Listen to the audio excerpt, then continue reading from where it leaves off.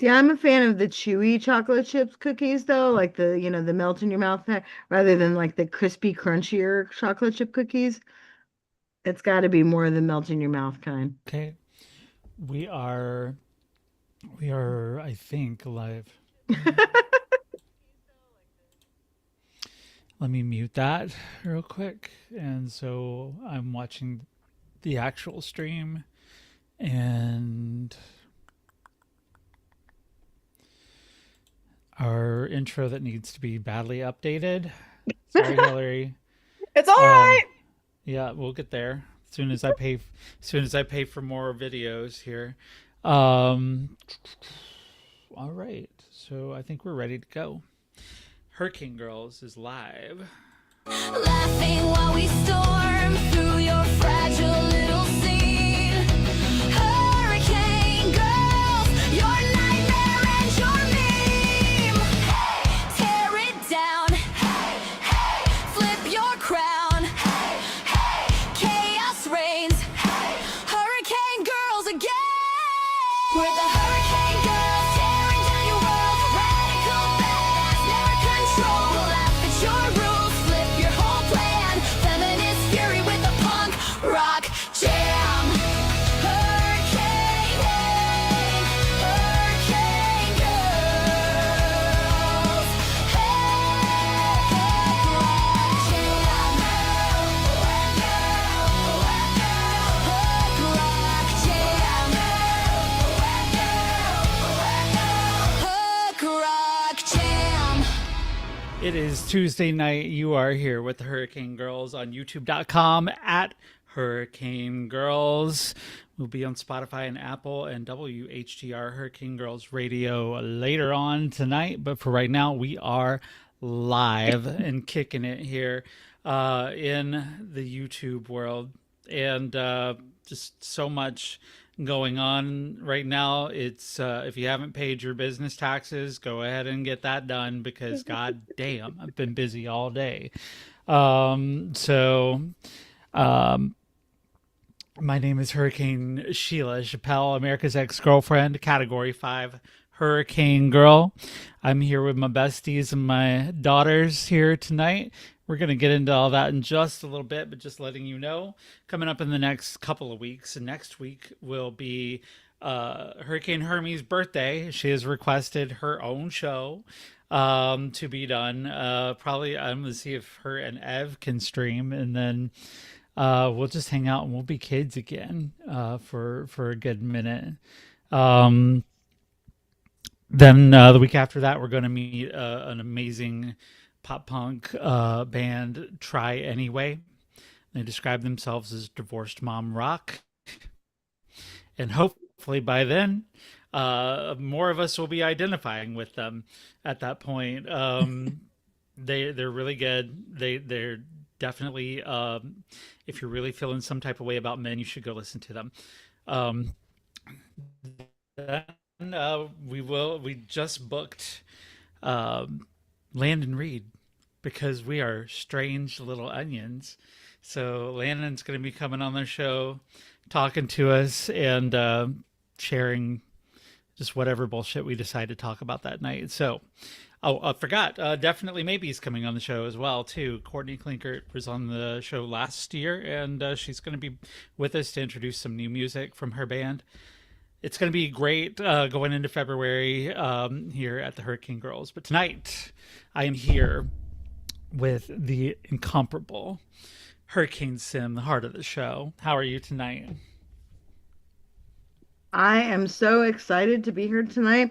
It's rocking. It's Tuesday. It's awesome. I'm with you guys, you folks, and it's been all week, and I've been looking forward to it. All right. Hurricane Hillary from the state of Massachusetts. How are you tonight? I'm doing fantastic. Had a fantastic day hanging out at a animal shelter earlier. I hope everybody else is having a wonderful day and that they've had a lot of productivity today. And I hope that everybody is well enough to share some stories. Gonna try to heal a little bit tonight. A little bit of healing today. Hurricane Mary in the house. How are you, Salty? I am amazing because I get to be here now. Don't ask me how I might be later and how I was earlier, but right now we're good.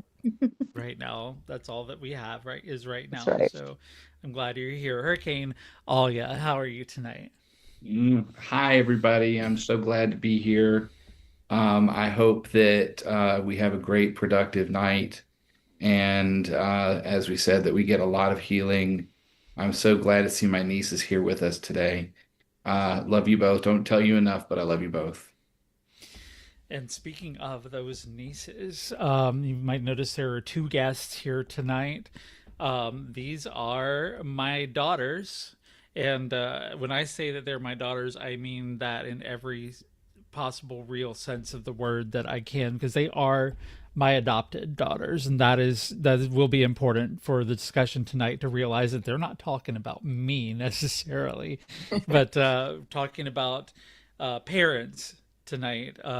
But I have been so very, very blessed to have both of them become part of my world and part of my family, and just getting to know each one of them and their, getting to know my grandkids. Now, I would like to introduce to you my oldest daughter, Hurricane Britt. How are you tonight?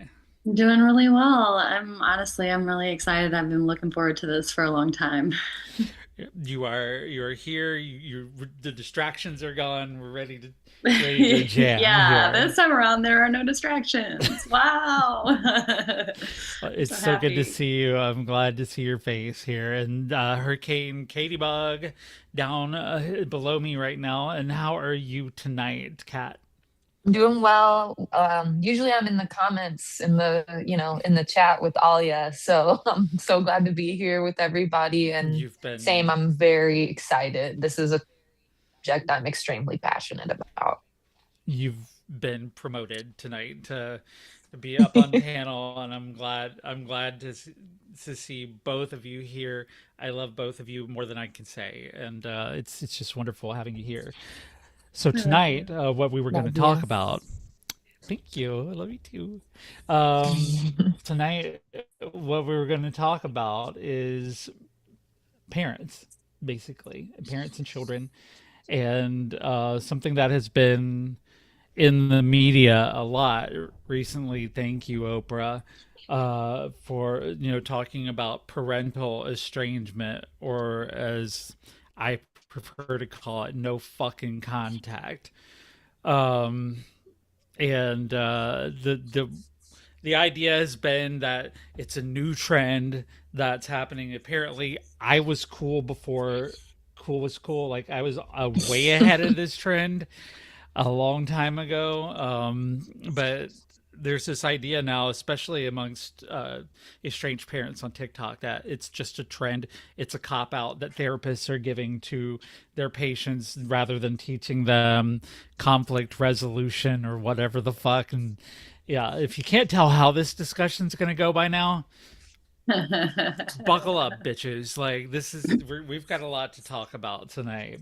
But this was Britt's idea. Did I just lower? I just raised my hand automatically. How did that happen? Yeah, I have but so much to say, honestly. yes, this was Britt's brainchild, and Britt does a lot of estranged parents' lives on TikTok.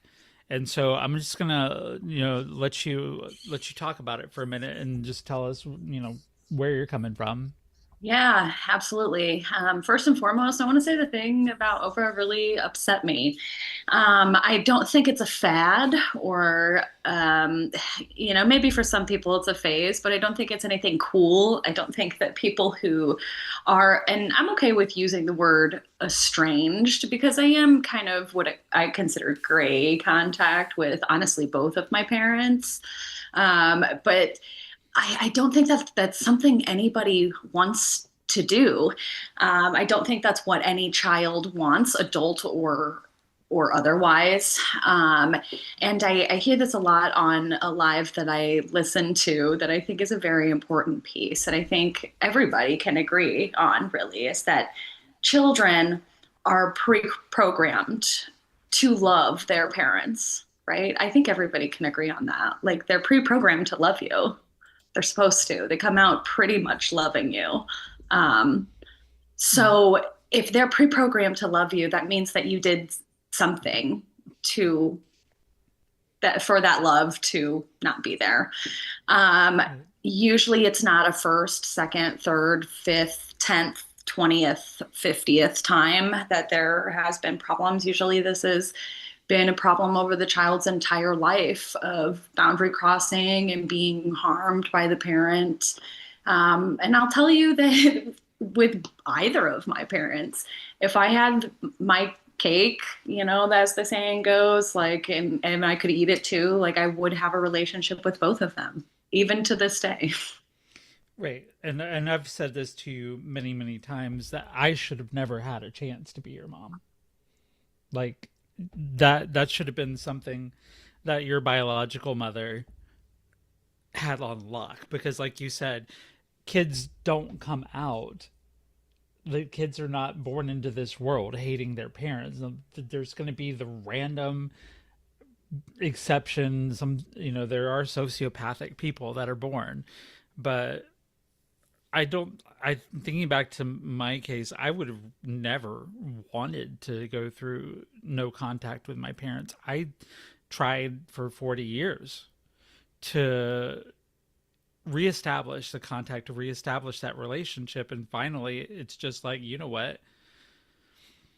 I have to preserve myself. Well, and I think there's a little bit of jealousy even too with the Mhm. older generation, is because they were, their boundaries were crossed and they just had to love their parents. And they, no matter what their parents did to them and how their parents treated them, they just had to love their family. And I think that they're almost like angry and upset that we are not doing the same thing. Like, yeah, they were probably hurt really bad by their parents too, but like, maybe you shouldn't have let them. And then you Yeah. could have healed and not hurt me. Well, Katie, you and Britt are sisters in the biological sense of the word, and so you both share a biological mom. So where are you at on this? What's your take? Yeah.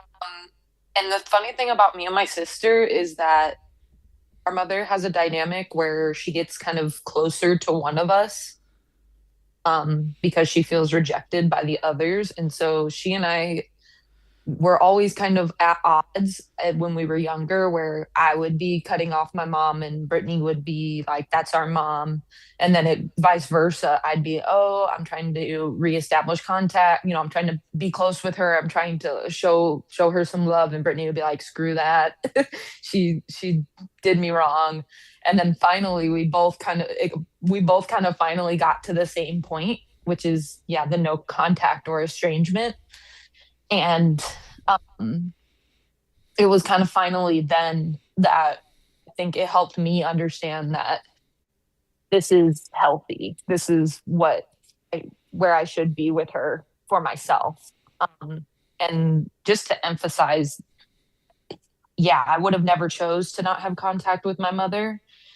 It got to a point where I could not do it without harming myself. I was bending myself backwards, folding myself into a box to try to be cordial with her. And even then, she could not help herself. And it always got to the point where she pushed me the point of return.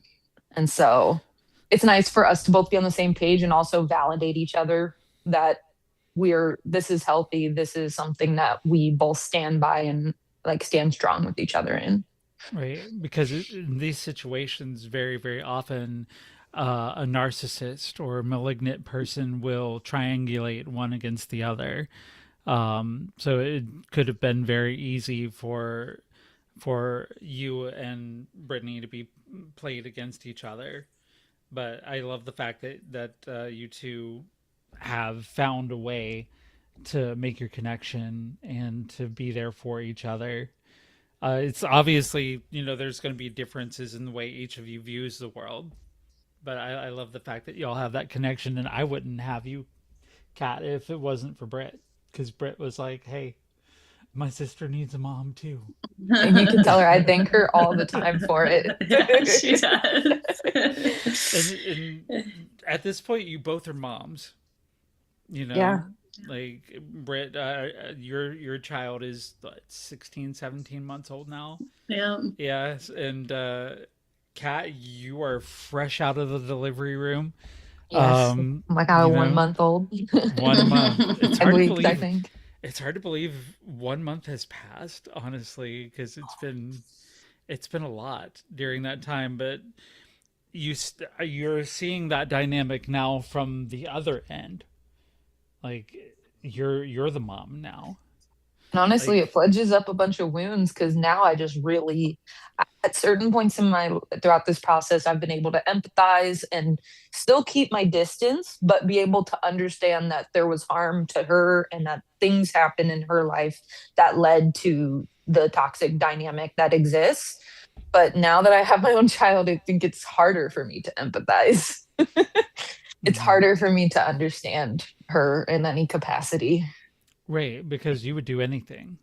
Yeah. Like I can tell just by talking to you and just by our interactions together that if somebody were to come into the building with a gun and just be blasting off, you would be on top of your baby, Yes. protecting your baby, giving your own life for your baby. Yeah. 100%. Yeah, by the way, this show comes with the trigger warning, so yeah, I mean, Britain, the same thing for you. Like you wouldn't let anybody hurt your kiddo for anything in the world. Well, for sure. And And I think that, at a point in her life, she probably would have done the same thing, at least physically. And I do think it's important to note that, we'll make mistakes as parents, but, there's a difference between making mistakes as parents and then harming somebody over and over and over again with mhm, no accountability. And not trying to like make yourself or your life better and still posing a threat, in that person's life and, not sticking to boundaries and not wanting to maintain a relationship.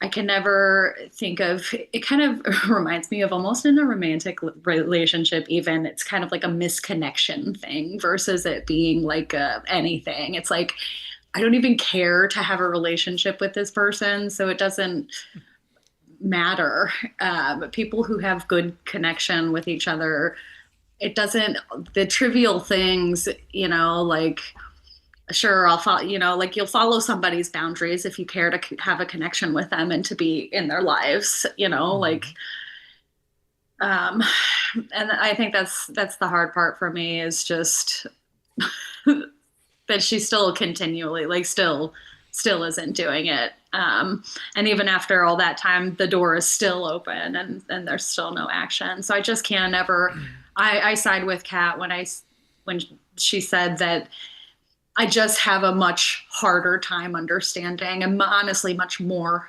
angry now, and angry that she doesn't seem to really want a relationship with my granddaughter either.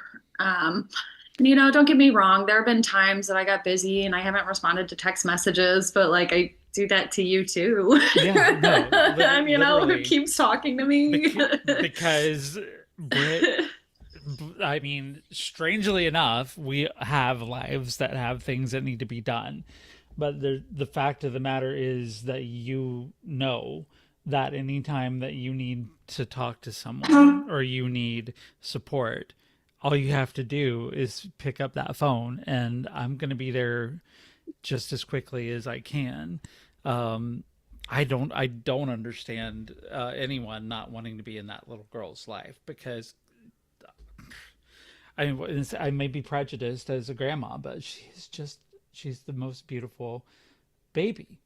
And not only just the most beautiful baby, but she's got a heart to her that you can already see.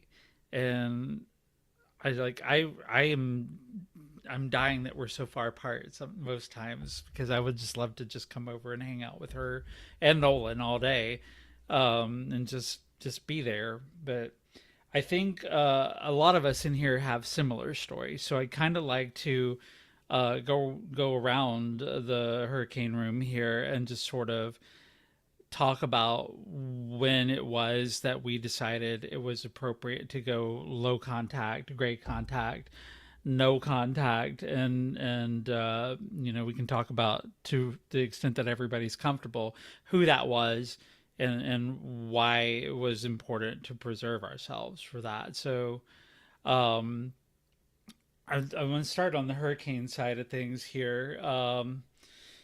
Hillary, have you got a story to tell? I know you do, or My whatever dad. you feel comfortable talking about. Your dad. Yep. I haven't spoken to him since I was 19 and I am 35. So that's been quite some time. Um, I was literally in a college class and he was harassing me by consistently calling me. And it was back when we had the OG iPhones, like the first like four iPhones, you didn't have the ability to block a phone call. So I had to turn my phone off, which was very bad in case like I felt unsafe on campus for other reasons, because that was the time of pew pewing. Um, and I ended up having to put a restraining order on him. Went to the cops on my campus and I brought my phone and I showed them what was being sent and what was being recorded in my voicemail. And they said, and I said that I feel unsafe. And he was harassing me because I just didn't want to answer it because I was literally in class. I was a college student and he was calling me while I was in class, trying to get better my life. A father should want their child to better their lives and not feel like they are required to respond immediately. And a father should be able to provide for their child without putting guilt on their child. So he gave me a good gift for my birthday, that previous birthday, and that was before that because this was September, my birthday's in July. So a few months prior, he gave me a really nice gift for my birthday, and because he did that, he thought I was required to give him all of the attention. And I didn't feel safe doing that because you don't you don't give to your child to expect in return. You're supposed to just give for them to grow and thrive and treat them with respect when they're able to to communicate back with you. And that was like one moment that like made me snap when he was doing that in the middle of my college career. And he's done multiple times where he would abandon us when I was a child. My mom and my sister and I would all just chill up in Massachusetts, and he would go down to Florida and live in Florida for months at a time and do odd jobs down there and not send much support up to my mom.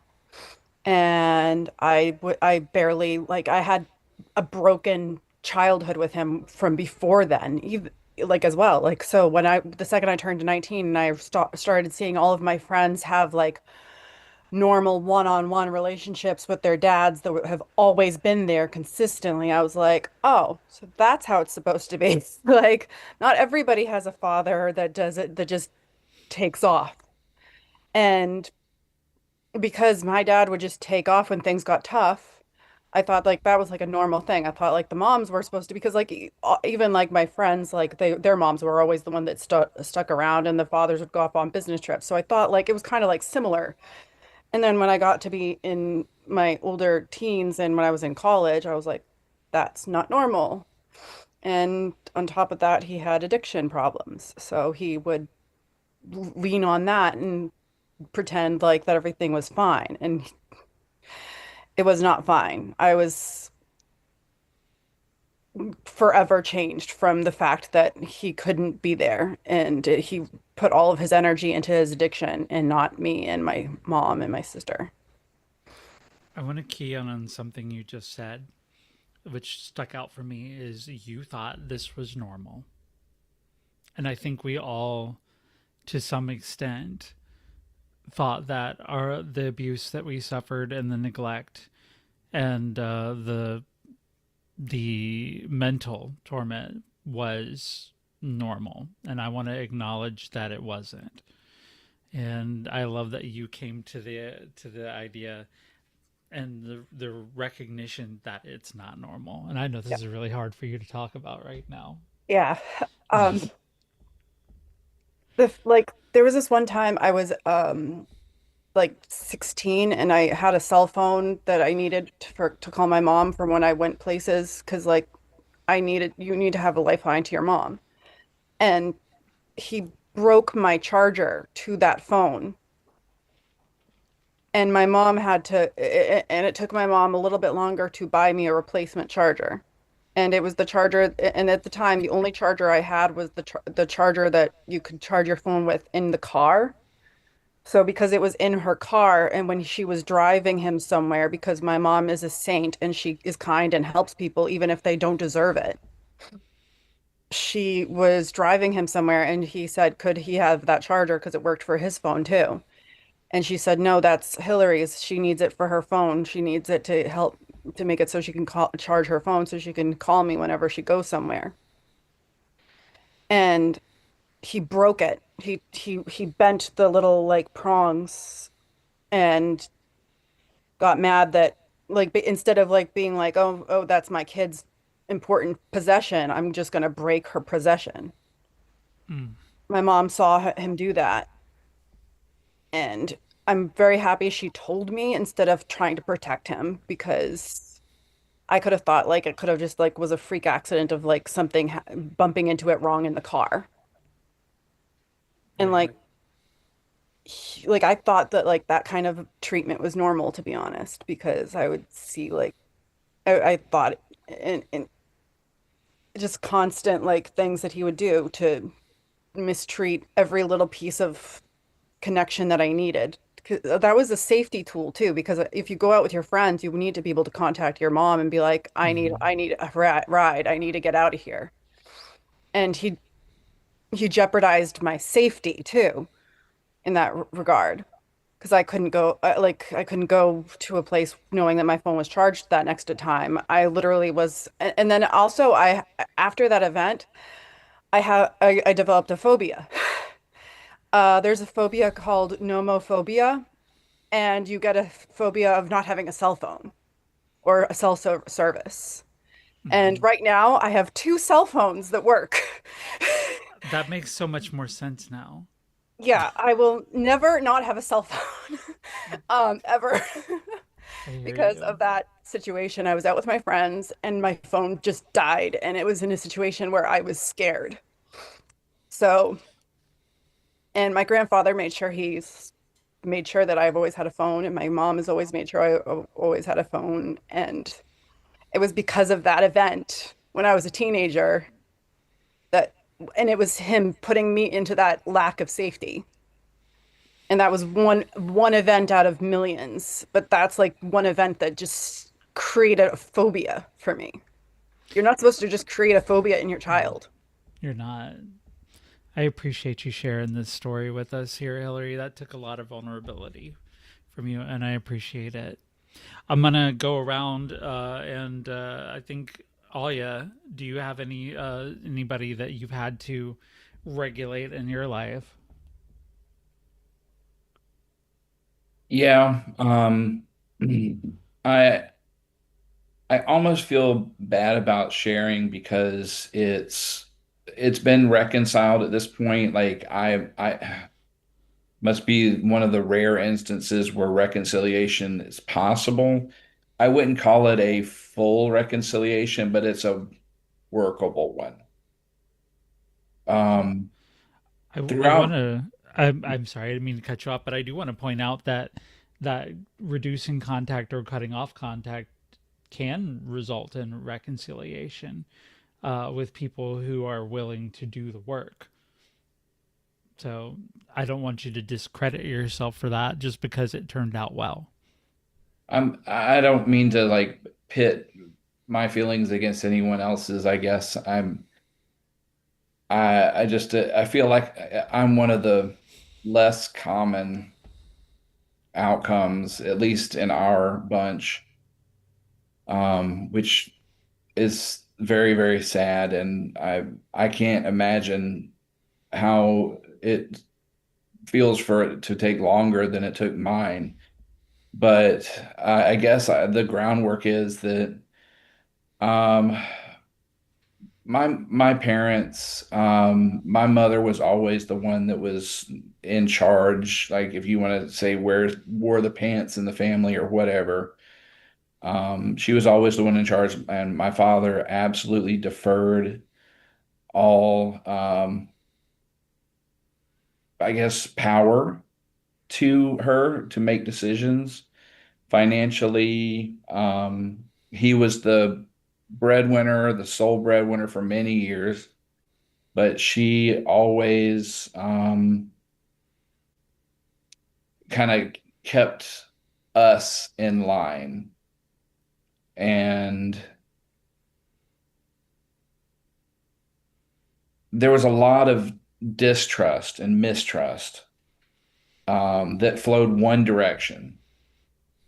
Um, my brother and sister and I were there was nothing we could ever do that would give my mother especially, but by extension my dad, because he would always just defer to her. Um, if he had something to say about something, it was dire, crucial, gotta get what it is across. So he was always the one that I could talk to and have a rational conversation with about most things. And then we lost him in 2016. And that was it was devastating because he languished at Emory Hospital for 7 months, and my mother never left his side. She stayed at the hospital the whole time. And so that fell to us to try and make things happen here. My brother mostly was the custodian of the home and making sure things still existed in the way they were supposed to while she was watching him. And I don't blame her for that. If that happened to my husband, I don't know what I would do either. But uh, it's still like running errands. And Emory Hospital, for those of you who don't know, is in Atlanta, and I am about 100 miles away from Atlanta. So that was a lot of back and forth for all of us. And uh, Atlanta traffic is never good at any hour of the day. No, As in it's like not. danger. It's like it can be very dangerous. People are extremely aggressive. And that was always a very scary as it was, but all that to get to the point where he passed away in that hospital. And I was just so shattered, and I just didn't know what to do. I couldn't even be there. I couldn't even be there to watch him pass away because that was the one of the two of them that I felt like I could trust. Um, so fast forward a little bit to um, no, wait, this was 2015. I'm so sorry. It was 2015 because that was in March. And then in June of 2015, they legalized marriage between any two consenting adults. And that's whenever I proposed to my husband, and he said yes. And I was so excited, but I didn't know who to call because the parents that I trusted the most were not even my biological parents. They were his parents. And my father Oh, wasn't there. And so I decided that I would take a chance and call my mother and tell her what I perceived to be amazing, wonderful, good news for a change kind of thing. And she said one thing to me And that was all she said. I just hung up after that. She said, "I'm so glad your father's not alive to see this." God's sakes. And that, I mean, I already knew that she wasn't the most approving of people for LGBTQIA relations between other consenting adults, no matter what that relation is. But I had been around, I knew this because I'd been around them, my extended family. They're all diehard Republicans. The Thanksgiving and Christmas talks were always, well, it's all about the blacks and it's all about the gays and it's all about that. I'm like, Mm. it took me until I was 29 years old to come out to my parents as it was. So when she said this to me, I was so I was so devastated. I was so devastated. Not because I didn't expect her approval. I didn't expect her to be so ugly about it. To weaponize someone that you were, whose feelings you care deeply about, Yeah. is diabolical. And so my a year goes by, a year, no contact, not donate. I'm not even looking at texts. I'm not even leaving them on read. And finally, she calls instead of, because I think she knew she had messed up. I think that she knew when she said it. And so, I mean, I understand that there's, she's coming 3 months after her one and only, and she will never marry again. He was her one and only. And so him passing away, she was just, devastated, devastated. And I get that. I get that. But that doesn't justify you doing that to your child. No. So it doesn't matter what it is. You brought the child into the world, you know? Your child, by all other measures, is successful, is happy, um, is in a safe, loving relationship.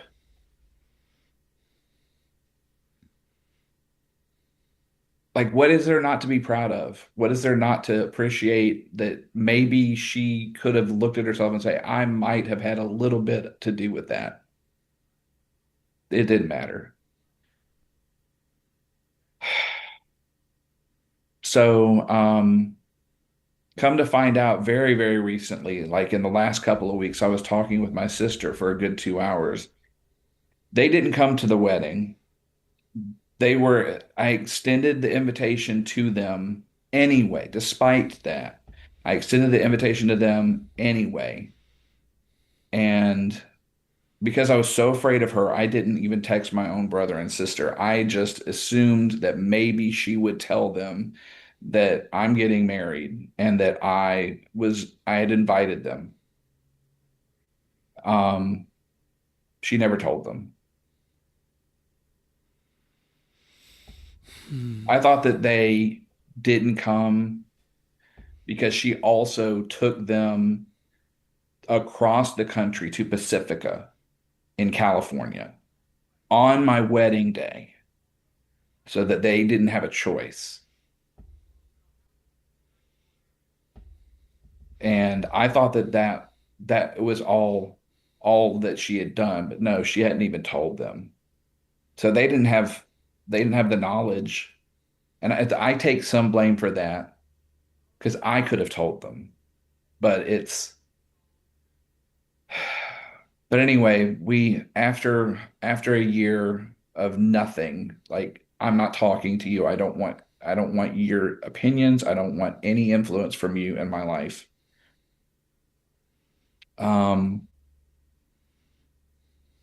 she started trying to do the work. And I'm kind of fast forwarding here to now, but not even really now, but when my first nephew was born, my sister heard my mom's daughter had her first son of two, and she voluntarily called my husband on when talking about him to the children, Uncle Chris. And that's Progress. when I knew that something had changed because I hadn't talked to her about it. The alliance was very hesitant. It was very shaky. I didn't know what I should do. But that was my sign to say maybe she's working on it. Is she there all the way? No. And I don't think she ever will be. But I'm willing to accept something. I'm not Okay. being demonized anymore. He's not being demonized anymore. You got that, and that's not nothing. It's not nothing. But I feel like I'm just going on and on and on. So You're fine. Thank you for tag. sh- thank you for sharing that, because that came from way down deep, and I can see how this hurts, just between you and Hillary now, just digging in there and digging up these feelings that we don't always confront. I appreciate you sharing that so very, very, very It's going to take much. me a minute to get back to a point where I can re-engage. I'm shaking over here. I'm Ta- so Take your time. thank I'm y'all. gonna I'm gonna go over to Mary, and Mary, if you're comfortable telling us your, who Oh it yeah. was that you had to I cut off.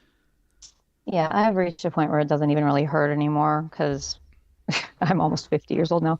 But it was both of my parents, and they basically went no contact with me from birth.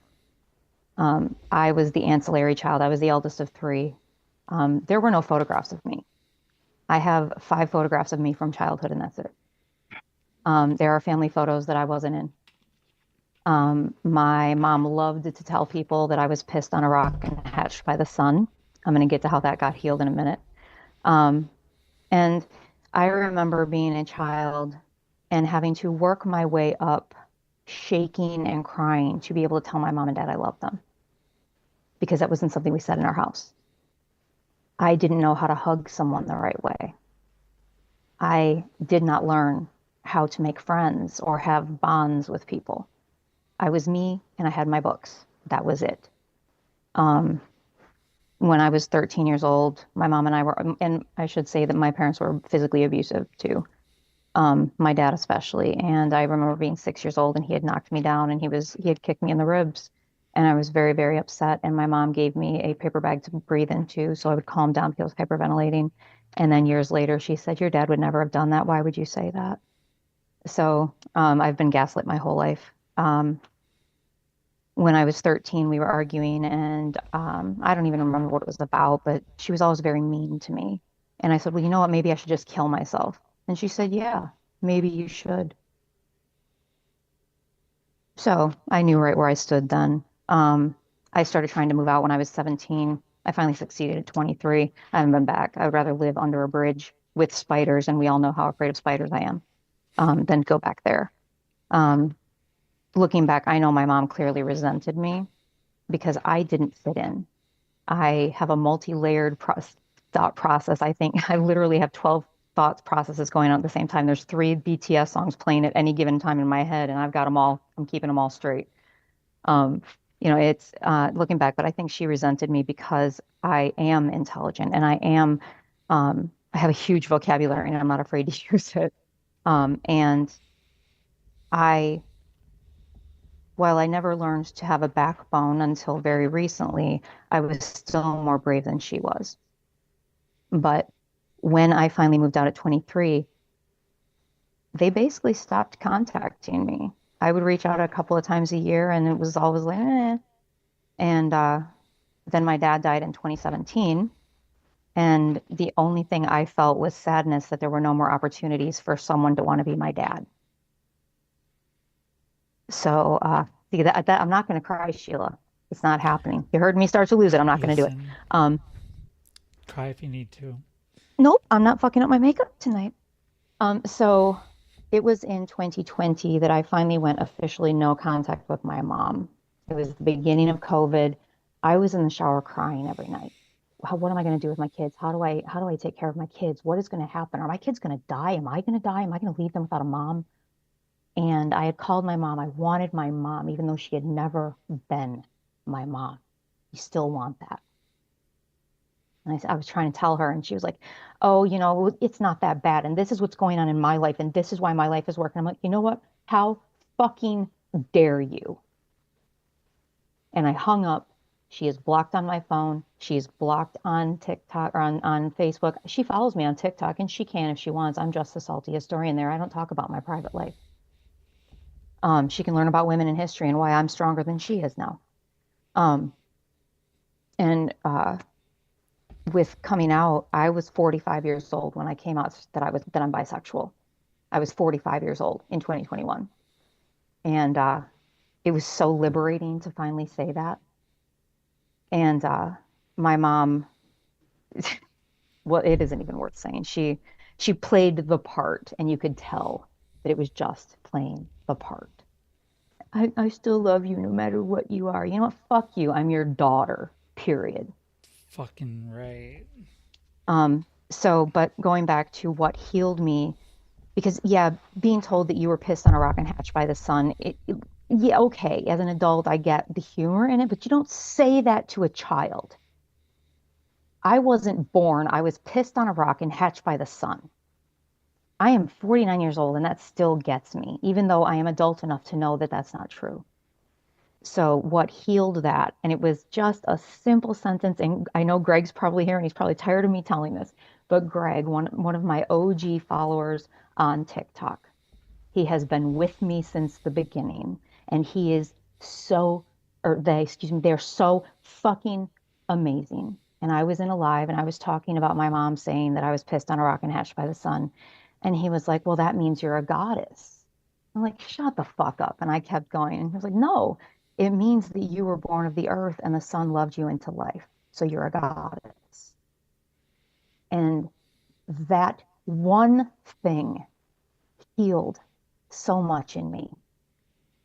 And I keep looking back on it. And the thing that gets me is she could have been the one to end the generational trauma. But I'm the one that's doing it. I'm being the mom to my kids that I never had. And I am damn good at hugging now. Can confirm.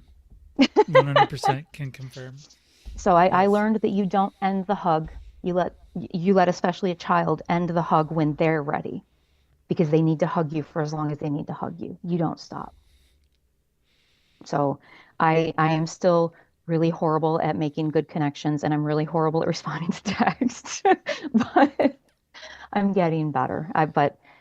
I love you, and hugging was something that I fought to learn, because yeah, I love you wasn't something we said in our house. Thank you for sharing that, Mary. Oh, I'll tell you anything you want to know. Go ahead and ask. Sasha, it's good to see you joining the show here. I know that you have a story as well. And if you feel comfortable, we're just talking about that moment where we knew it was time to go no contact, and who it was with, and why we had to make that choice. So, Sasha, Hi, everybody. Oh, I'm just gonna jump in. Okay. You're so disheveled. I Oh am. my I just got God. out to work. I'm super disheveled.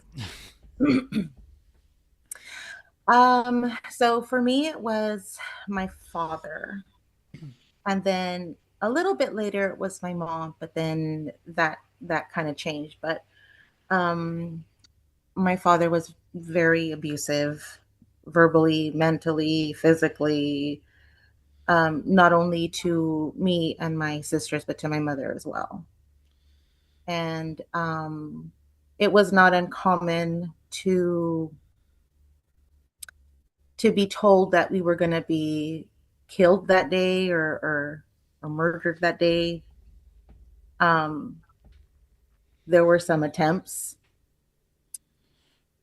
Um, and then it was roughly around the time I was maybe 15 or 16 that me and my sisters really pushed my mom to like leave him, like divorce him.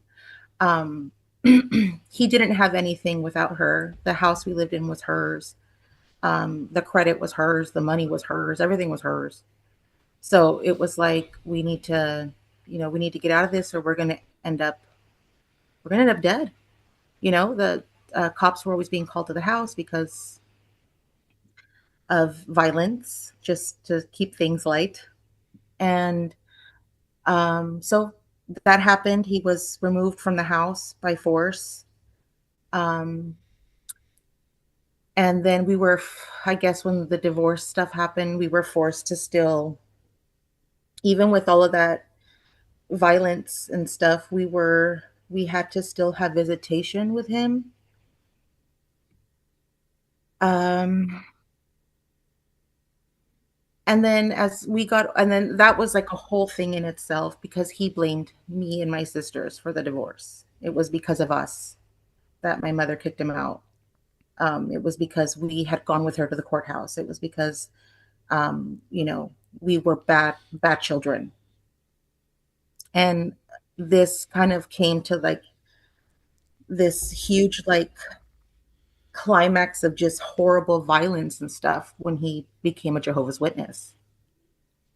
And me and my mother and my sisters like we weren't anything, but he became a Jehovah's Witness, and it just got just progressively worse. But anyway, flash forward to just different times in my life when I was like, okay, I'm older now. Maybe we can have that conversation about recuperating or something. And when I got married, I asked him to walk me down the aisle. And he said he couldn't because as a Jehovah's Witness, he wasn't allowed to go into other churches. So it's like his first daughter is getting married. And, I'm trying to kind of extend this like, opportunity to maybe have some sort of relationship or something. And he didn't. And, just throughout the years, he didn't, he couldn't, and he wouldn't. So finally, about a good 7 years ago was when I talked to him and I was like, look, this is how I feel. This is what's going on. I need you to take some accountability, like for something, and maybe we can try to do something here. And he said he didn't do anything wrong. He said that look how successful we all are, so he must have done something right. We're ungrateful. Uh, you know, everything and anything except to take accountability. So yeah. So I was like, okay, that's how it is. Okay, that's how it is. You're not going to take any accountability. You're not going to at least agree or accept that you did and said these really horrendous things to me and my sisters and my mom, that we were constantly in fear of getting murdered. Like, you're not gonna like acknowledge this. Like, I mean, I couldn't have friends over. I couldn't anything because we didn't know if he was going to be totally great that day or if he was just going to pull out his rifle again and point it at us and tell us to get ready. We didn't know. So, yeah, so it's been 7 years. He's tried to call me several times since then. I think the last time was around this Christmas. But of course I don't answer. I never answer. I've blocked his number I don't know how many times, and he just gets a new number. But the situation with my mom was about 5 or 6 years back. And that was just my being resentful for like why would you put us in this situation? You know, like, why would you keep us in this situation for so long? And, but I understand. I understand, you know, she was also a victim, and she did take accountability. She's working every single day since then to repair what we, you know, our relationship. And, you know, 2 years ago, I moved her in with me because now I can't even think of not living without my mommy, you know, because I feel like she's my mommy now, you know, like, and then just seeing her with like my niece and my nephew, God, I'm gonna cry like Mary. Mary's the gold standard for I didn't crying. cry. You're the new crier. I didn't. I'm just really grateful that she cared enough to want to repair something with us, you know, with me. And um I'm just very grateful. I'm very grateful that she saw and understood and never once said, you know, what did you want me to do? Or what, you know, she was like, yes, yes, that's what I did. Yes, yes, that's what happened. And apologized. And so, but so yeah, so I know that my dad isn't well, because my sisters occasionally kind of check in on him because he's not doing well. He's, I guess, was eventually diagnosed with bipolar disorder, and um, he has dementia or early onset dementia. And he used to be a truck driver, and he was in this really bad accident, you know, a handful of years back, and that just kind of left him traumatized to like ever drive again. And he's just kind of gone downhill. But I'm at the point where, you know, I hear about it and I'm like, wow, that sucks. Right. You know, At I'm like, oh, that at sucks. some point you have to divorce yourself from that Yeah, feeling, and that because the narcissists are really good at drawing you in. The oh poor me, you know, yeah, yeah, things like, you know, put off the things that I did to you, and now baby me because yeah. Poor me, I'm I'm hurting. ill. Yeah, Yeah. poor me, I was in an accident. Or, and initially, like right when I first decided, okay, no, that's it, no contact, we're done. Um, you know, he would call and he would say that, you know, he had no food, and that he was this and that he was that. And my God, you know, and then of course everybody was like, well, that's your dad. Es el único papá que vas a tener, you know, that's the only dad you're ever gonna have. And you know, all of those like other things. And I battled with that for a couple of years where I felt like a fucking bitch, you know, because it was like, who the hell just like leaves their dad to the wayside and lets him go hungry, or lets him, you know, be ill and not help him get care. And but and it's still every here and there I just kind of get this little thing and my heart just like puckers a little bit. And then I have to remind myself, like, no, like this is literally the man who held a rifle to your head regularly. You know, Couldn't apologize for it. and Right. yeah, and the only thing he could have to say was that he did the best that he could. We were ungrateful. We're his daughters, you know, so by the laws of Jehovah, you know, and by the laws of whatever, like we're supposed to just, you know, be there for him as his daughters, and we're supposed to do this and, you know, cook and clean and take care of him. And as like a Mexican woman, you know, you're culturally, this is extremely weird that I've got no contact with my dad. You know, it's not something that culturally you do. You know, you don't go no contact with your parents. It's culturally unacceptable. You honor them and respect them because they had to work, you know, in the fields for you to go to school. They had to work, you know, and I get it, and wonderful, thanks a lot. But but that also doesn't give you license to be a fucking monster. For real. And that's what he was. He was a monster. A monster. Thank you for sharing this with us, Sasha. It's been rough. The stories have been rough because these are real.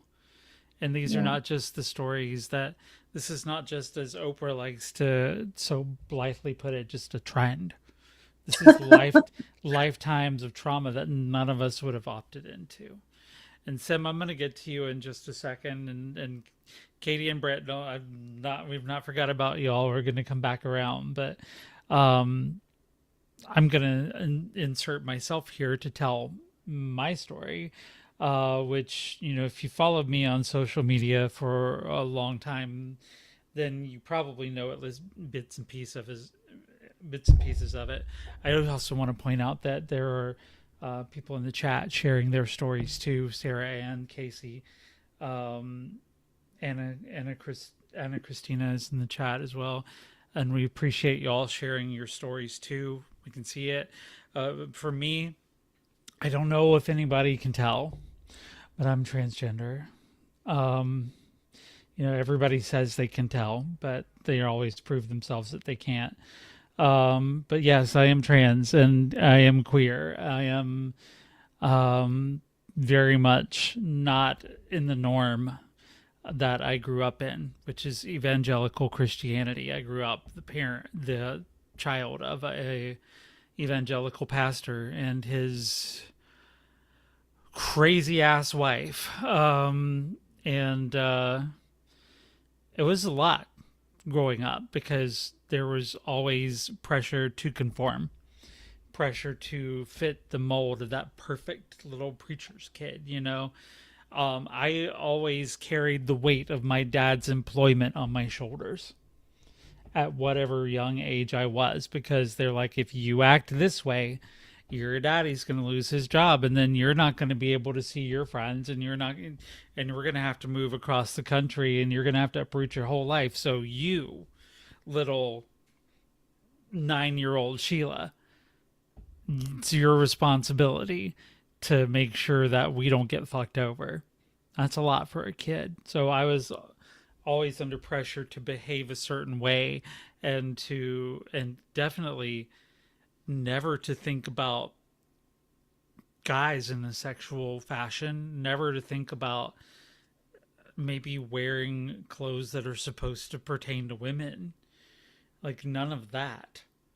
I remember going up into the church attic where we had the clothes pantry for the less fortunate, and I love how they said that, less fortunate. Like, no, I don't know, but anyway, diverging.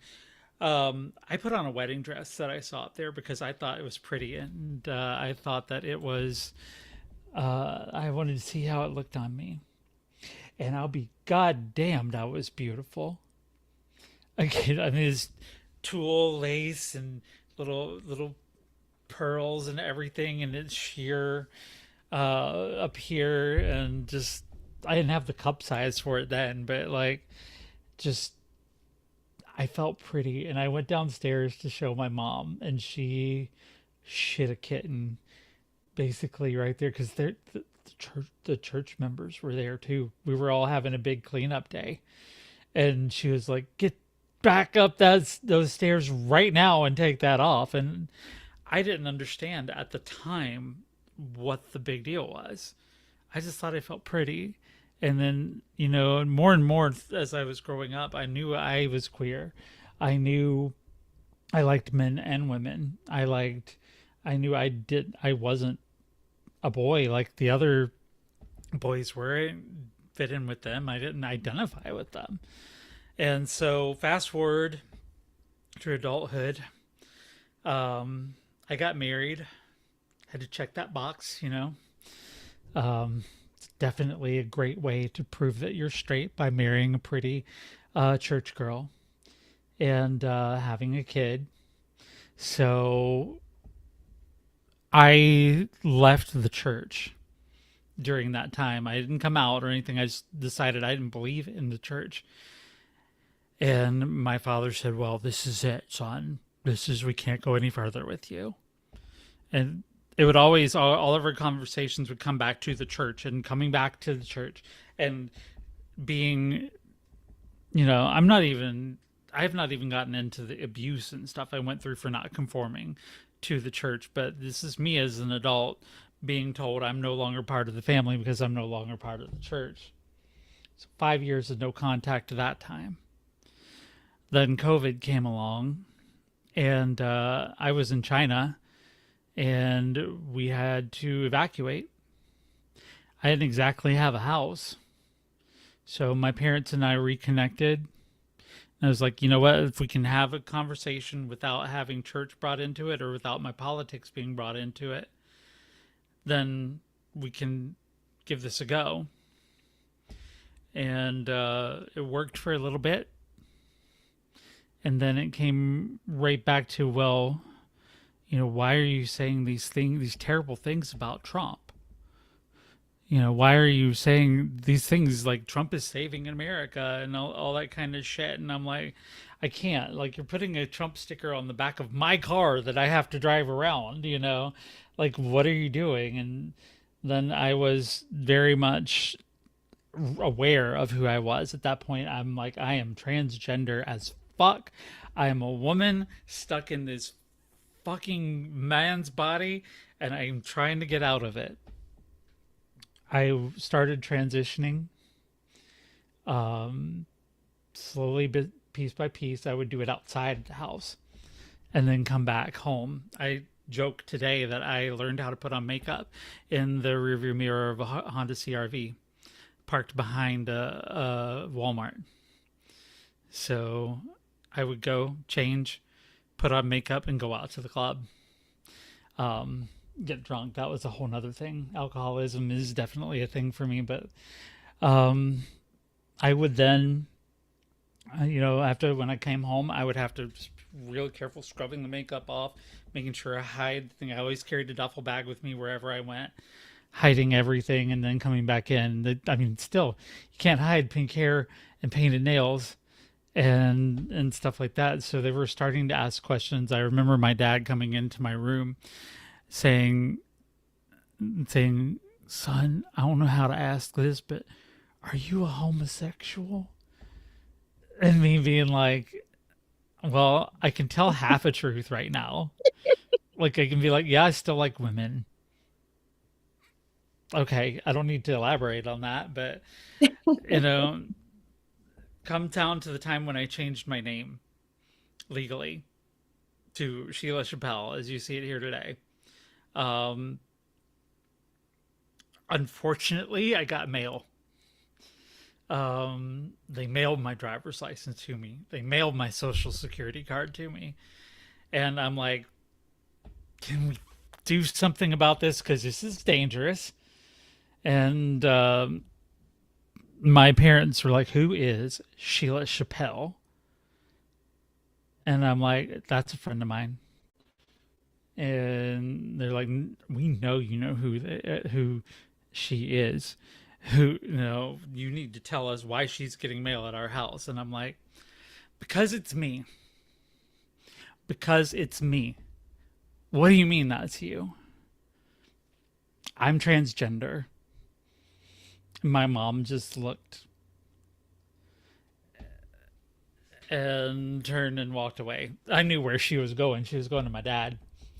My dad came in like 2 minutes later and like, what's this I hear about you being transgender? And I'm like, I am. That's me. That's who I am. You're the last person I came out to. Congratulations.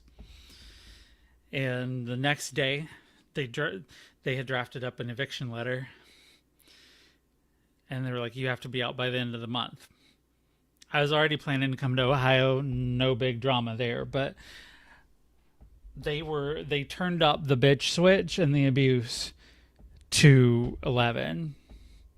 And it just came down to them constantly berating me and doing things like that. And one day, right before I left, I said to my mom, if you don't stop treating me this way, when I leave, you will never see me or hear me again.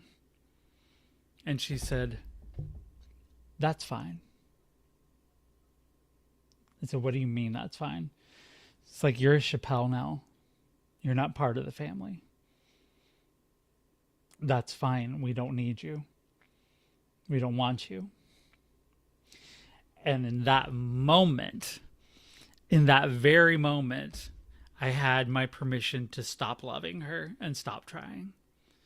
And when I walked out that door in July of 2021, they gave me the biggest, fakest hugs. I love you. Call us when you get there. You know, hugs. I was dressed like this because I'm like, I don't need to hide shit anymore. And that was it. That was the last time I spoke to them. And I drove up the highway to Ohio and have never looked back. And it's been the best decision I could have ever made. And because of that, because of not having the mom that I should have had in my life, I made the conscious decision to redirect that yearning, that want, that desire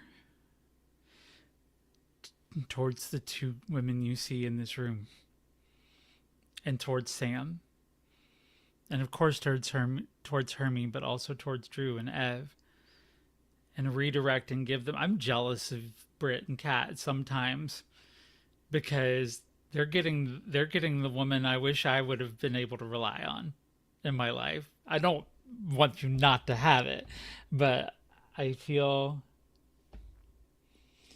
I'm so happy that you get to have what I didn't get to have.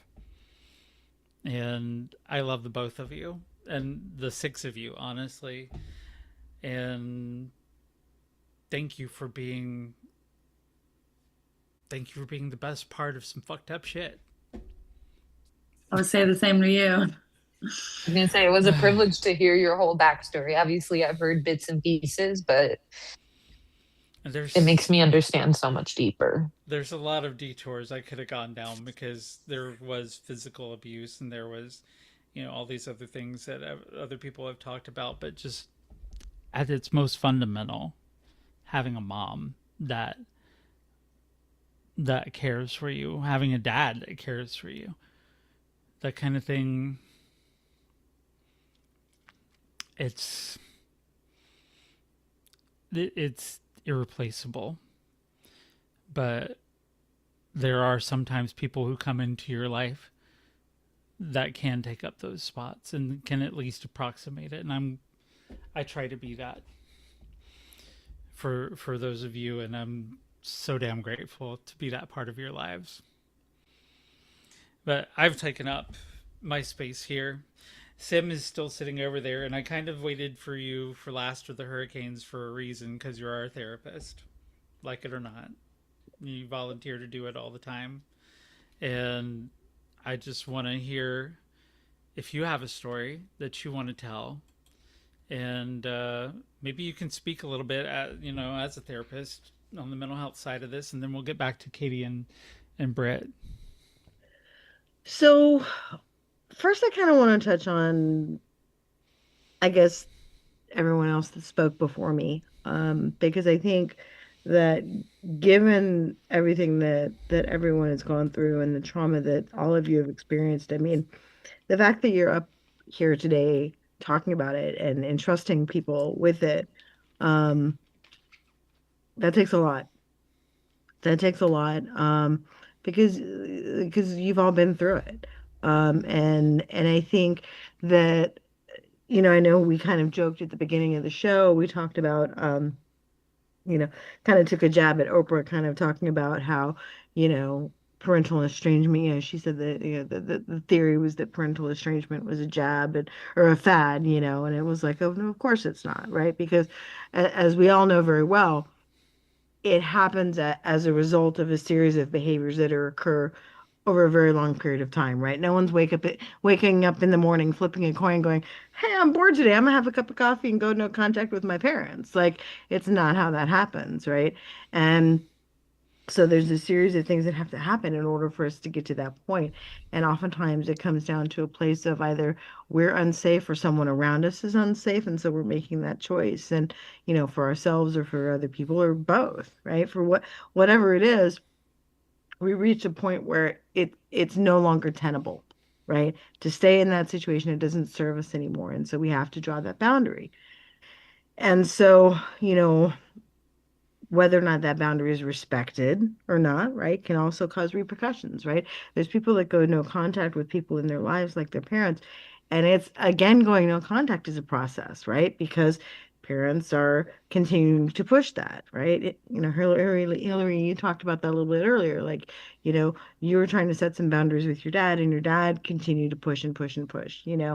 And the boundaries can be, I don't even want to say smaller things, but something as more simple as like, hey, I'm going to class. I can't take your call right now. Like respect. I'm trying to pursue my education. This is important, right? And Yep. and you're not respecting that boundary, right?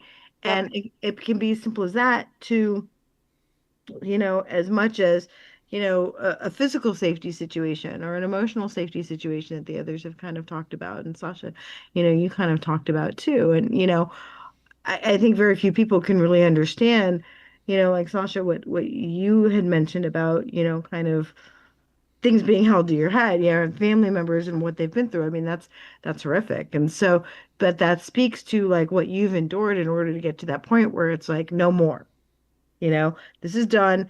I'm done. No more. And it's an easy decision sometimes, but it's not an easy decision, right? It's like you reach that point where it's like, okay, that's it, I'm out. But it comes at a cost, and we all know that, right? It comes at a Mhm. cost. And whether or not we're willing to pay the price is not really the issue. The issue is, it's a cost that stays with us over time, right? It changes how we interact with other people, right? It changes how we trust ourselves, our sense of self-esteem, our sense of self-worth, how we express our emotions, the amount of space we allow ourselves to take up, Mhm. right? How often do we question that around other people? How often even have I heard tonight, oh, I'm sorry, I didn't mean to talk so much, right? I need to stop. I need to let others talk, right? Because we have been conditioned over time for whatever reason that existence is not okay, right? We have to make excuses for it or apologize for it. So I just want to acknowledge what everyone has talked about on the panel, that it's just you all have been through hell. And the fact that you're here in this setting with each other and entrusting each other is a great thing. Um, and so thank you for sharing all of your stories. Um, my story is, I don't want to say like, I don't want to say nothing in comparison, right? Because one of the things as a therapist, I encourage people is we don't compare traumas, right? Trauma is trauma. We don't compare traumas. It's not more or less, bigger or smaller. It has an impact, right? But there's different reasons. And I think this speaks to kind of also the different reasons why we go no contact with people, right? It can be because of abuse, right? Or neglect and things like that, repeated patterns like that, or it can be due to mental health issues, right? If our family members are going through mental health or substance use issues, things of that nature, um, you know, all of those things can be factors in terms of like, hey, this is too much. I can't. This is not, functional, and I need to step back. And so for me, like my mini story, um, I was raised by um, great people. I think overall, I was very blessed. Like my mom is amazing. She's literally dropped everything in her life before when I've been in crisis, and been there for me. And like any mother-daughter relationship when we were younger, when I was younger, those mother-daughter relationships can be a little bit more complicated, but she was always my biggest advocate growing up. And my dad, the same, very much so. My dad, very much so. Um, the difficulty with my dad, my parents split up when I was very young. Um, and a large part of that was because my dad had bipolar disorder. And when they split up, this was around 1980 or so. And so at that point, it was still called manic depression. And it wasn't kind of understood in the same ways that it is now, right? So this was 1980, so now we're in 2026. So, 45, 46 years ago, there was not as much discussion or dialogue about mental health, period, right? Much less bipolar disorder. And so a large part of the reason that my folks split up had to do with my dad being bipolar, and he wasn't medicated. Um, and it just reached a point where it was untenable, and so they split up. But my mom and my dad were still, I think, probably best friends. I think they were meant to be in each other's lives. They just weren't meant to be married. Um, and so growing up, my dad was always there for me, even though they split up. But I always kind of competed with the mental illness aspect of his life because it made it difficult for him to kind of be functional for long lengths of time, right? But between the periods of mania and the periods of depression. Um, so, and I didn't have the same understandings of it then when I was younger as I do now as a clinician, right? So, um, around the time that my husband and I were getting married, um, my dad was going through a manic phase that had lasted quite a while. And there were some things that happened prior to the wedding um, that made it questionable as to whether or not he would be able to attend the wedding. He was living in California at the time, and I won't go into too much detail on it, but to suffice to say, thanks to my mother, he was able to attend the wedding um, because she advocated for him to be able to come. And some things happened. We got married October of 98, and January of 99, no, December of 98, um, we got into an argument because um, he had been taking some medicine for something else that we had fought very hard for him to get on. Um, and in December, he had told me that he stopped taking the meds. And I was like, can't. I can't do this, this merry-go-round anymore of like, the on and off of how long can you stay stable for, right? And constantly that push-pull of trying to advocate for him when he wasn't advocating for himself. And so at that point, um, I had made the choice to go no contact with him. Um, I didn't hate him. It wasn't because of abuse or anything like that. It was just I couldn't continue to witness him putting himself at risk and, kind of sacrificing his mental health. Um, and so anyway, so I went no contact with him. He called me a few months later, like March of 99, and I asked him, I said, has anything changed? Have you made any different choices? No, nothing had changed. He wanted to call like nothing had happened. And I'm like, if nothing happened and you don't have any different perspective as to how important this is, I can't continue to have a relationship with you. Like I can't continue to talk to you about this. Um, and so that was the last time I talked to him until about 3 weeks before he died. And luckily he called me on his birthday and something told me to take the call and I ended up talking to him for quite a while, but I don't remember if I told him I loved him. I don't remember anything like that. And then about 3 weeks later, he passed. Um, and so my experience it's not a cautionary tale as to whether or not to go no contact because everybody has legitimate reasons why they do it. Again, these decisions aren't made lightly. Um, and I know for me, I made the best choice I could at the time with the information that I had. I know, as some of us have talked about too, it's like, well, if I found out tomorrow that, my parent had passed, like, well, it is what it is, right? Because, we, Hmm. all those choices have led us to our situations, right? So we do the best with what we can. But that's kind of my story with no contact. And like I said, it's not the same as a lot of you on the panel, but it speaks more to the, like I said, the just in addition to the list of factors why people go no contact, that are legitimate. That people, and again, people need to understand it's not a one-time willy-nilly thing. It's a series of events that fractures the relationship over a prolonged period of time until at some point it's just in that moment broken.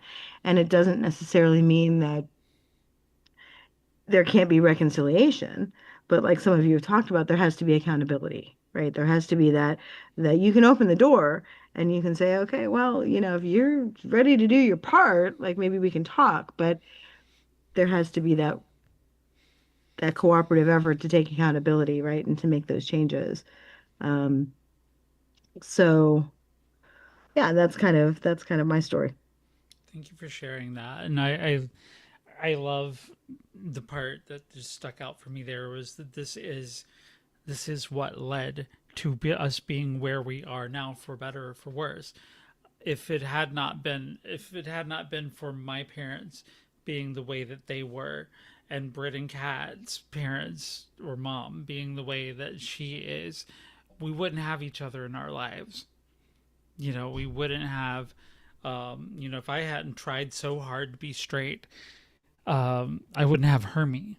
Yeah, I wouldn't have the friends that I have now if not for the events of our lives. Now, and Britt and Kat, you've been sitting there listening to all of us go on here. But Britt, since again this was your brainchild here, I'm just wanting to know like your thoughts and where you would like to go with what life has dealt you. Like, how do you want that to convert it into something positive in your life?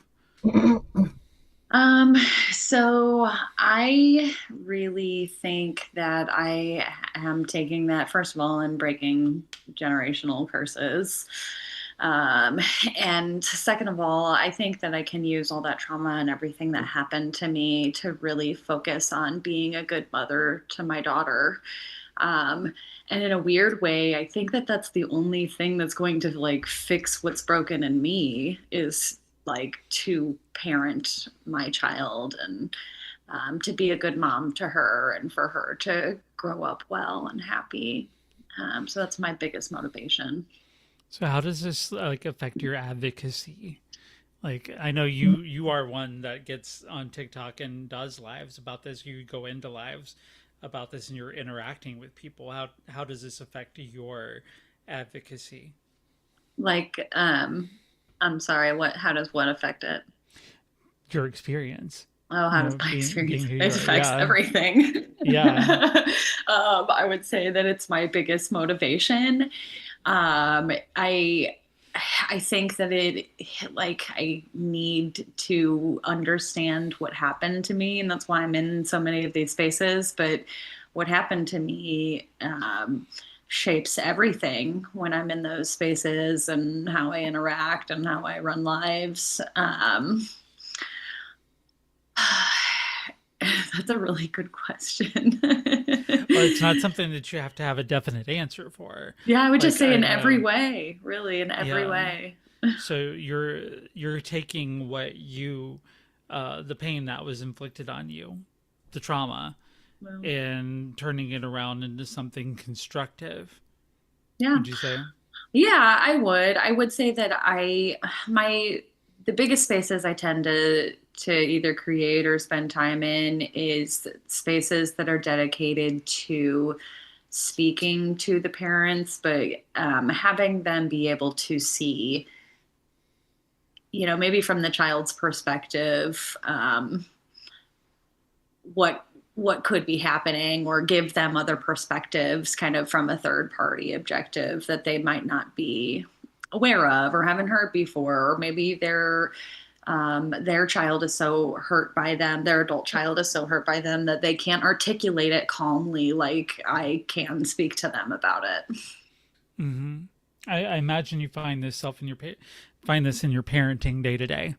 You know, things when would you see your daughter do that maybe your mom would have reacted differently towards, that you know that you are going to 100%. do And I that. would I would say honestly, it's so being a parent is so it's so crazy because I mean there are ways that I perpetuate some of the things that she did, you know, like I don't always speak to my daughter as kindly or as patiently as I would like to in the moment.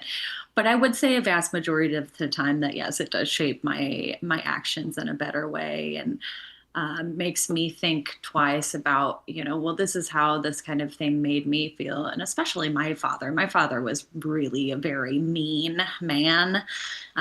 So I do think like the patience and kindness specifically, him as a motivator of just to be like so patient and kind with her.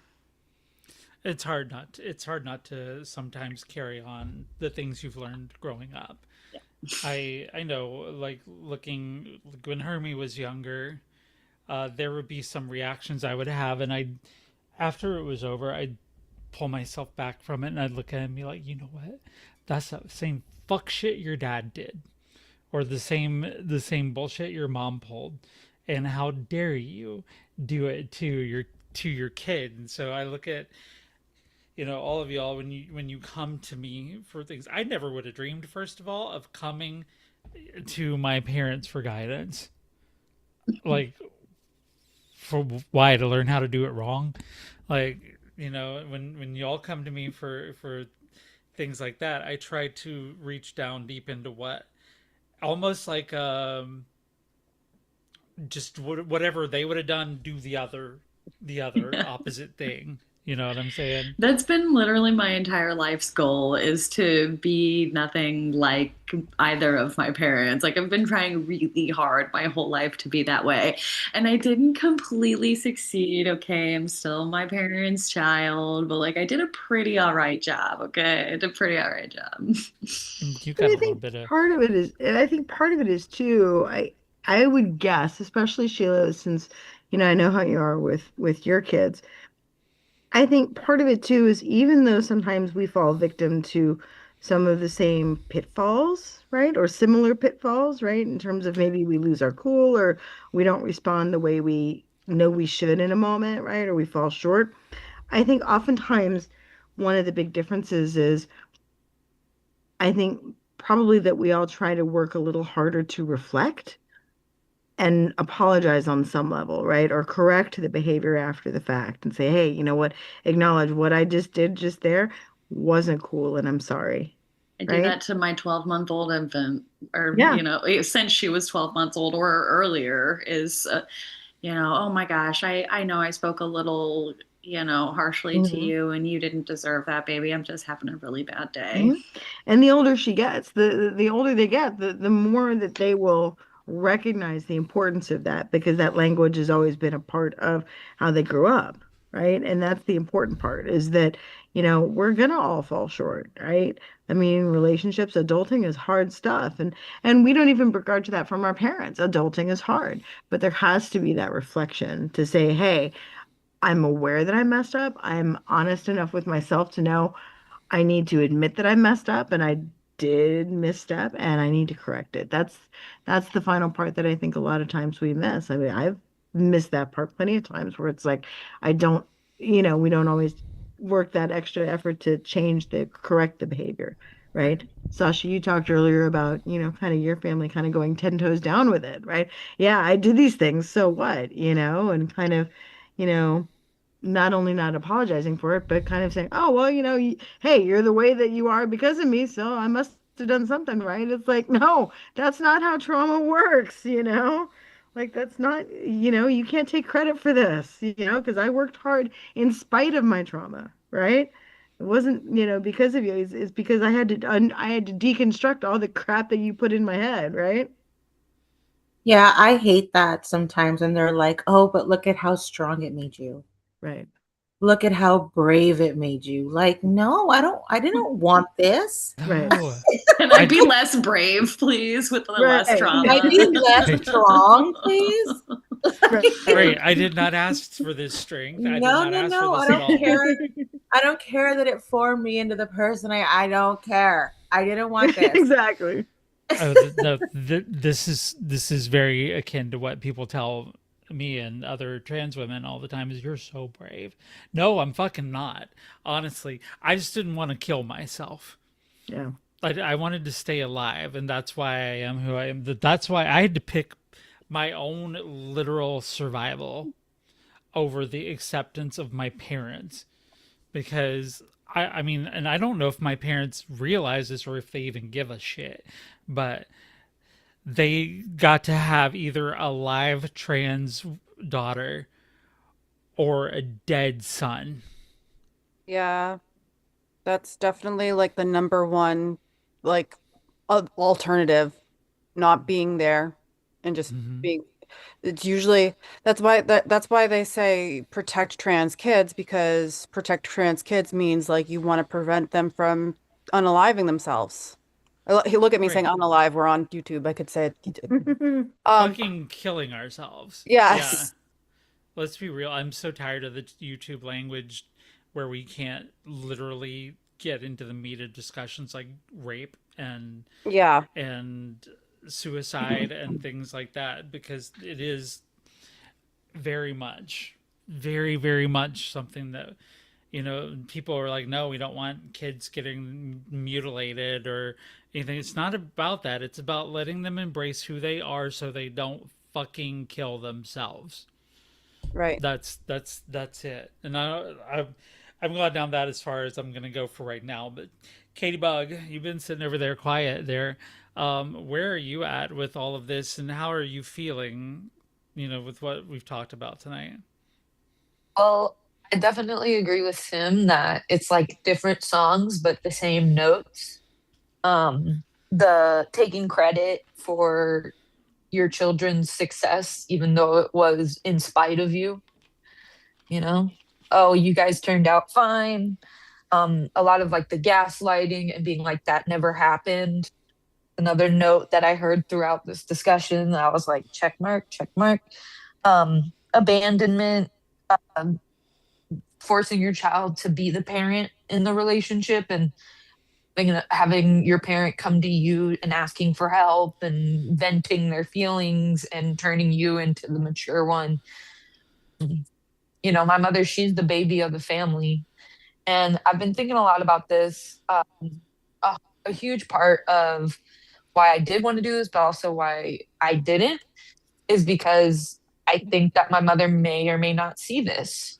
And I want her to know, if she is watching this, my message to her is that the door exists. I'm not going to fling it open for you anymore. You have to come up to the door, squeeze the handle, turn, and take that step forward. But it's always there. And Right. we love our parents. I do love my parents unconditionally.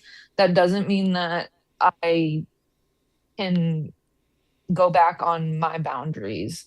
Brittany didn't really get into the nitty gritty, but our mom was neglectful, abusive, manipulative, lied constantly. Mhm. Yeah, pitted us against our grandparents, did a lot of like deep emotional wounds throughout both of our lives, on top of being an addict and just basically abandoning us. And that's why we're estranged. And once she's ready to confront those realities and actually apologize and take accountability, and I think that's everyone here, it sounds like, was kind of in that same boat where it's like we wanted our parents to want us back. Yeah. And you bring out a point that I was thinking about, which is that your bio mom subscribes to this channel and is in all likelihood watching the show now or will be watching it at some point. And I'm going to say this as your mom, Britt and Kat, to Dina, if you are watching this, you have the two most incredible daughters the universe could have ever blessed you with. You have amazing women, daughters, mothers that you like, there's no comparison. And again, as I said before, I should have never been able to step in to act, in the role of a mother. I should have never had to be there for Kat as she was pregnant and giving birth to your grandson, of the most beautiful boy you've ever seen in your life, the most beautiful granddaughter with Britt that anyone could ever have. I should not have been able to be in this position. But I want to tell you this. If you get it together and you make that decision and you do the work, oh, I'm never going to step aside as their mom. Let's just get that out of the way. I'm in these girls' lives forever, but you can have a spot too. You can earn your way back into that. Literally, like, I don't know that I'll ever give that up. Like, I've cried and cried and cried and cried and cried and cried and cried. I might even cry again.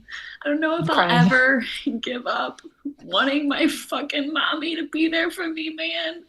It's just gotta be, like, safe for me to do so. Safe for my kid. But that's the only thing I've ever literally wanted. And I'll say this to Dina. If you need help, Hurricane Girls will be here to help you. We're not going to tolerate any bullshit. But me, Sheila, motherfucking Chappelle, mother to these two brave women, will be here to help you get your crown back if you want it. I don't know why you wouldn't. I love being in these girls' lives. I fucking love it. I'm never going to give that up. Britt, when I told you I will never abandon you, I swear to God, I meant that with all my heart. And that's you too, Katie. But there is, as we've talked about in some of our stories, there is still room for reconciliation out there, but it does come at the price of work. My parents will never. My mother is incapable. And I don't know if you're a mother, Britt, Kat, I don't know if she's capable or not, but mine are. I don't think she is. I don't think she is capable, but I always like to leave that rope so that if she wants to, she can climb up and dig herself out of the hole she's in. I believe anybody but can change if they want to. Does she want to? I don't think she ever will. She knows where I am. If she knows where I am, if she wants to do the work, I will help. But then again, just remember in this whole thing, I'm Team Britt, I'm Team Kat. So, just remember that the whole way. I'll give you every benefit of a doubt. But anyway, we are here where we are right now.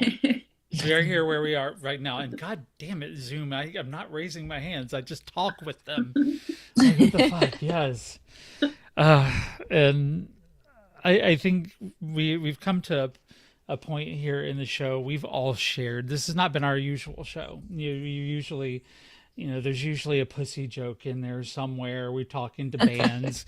we're talking to our childhood No, I'm sorry, Alia, not puppet. Our childhood historical icons. We're doing things like that. Tonight is a night for healing and reflection.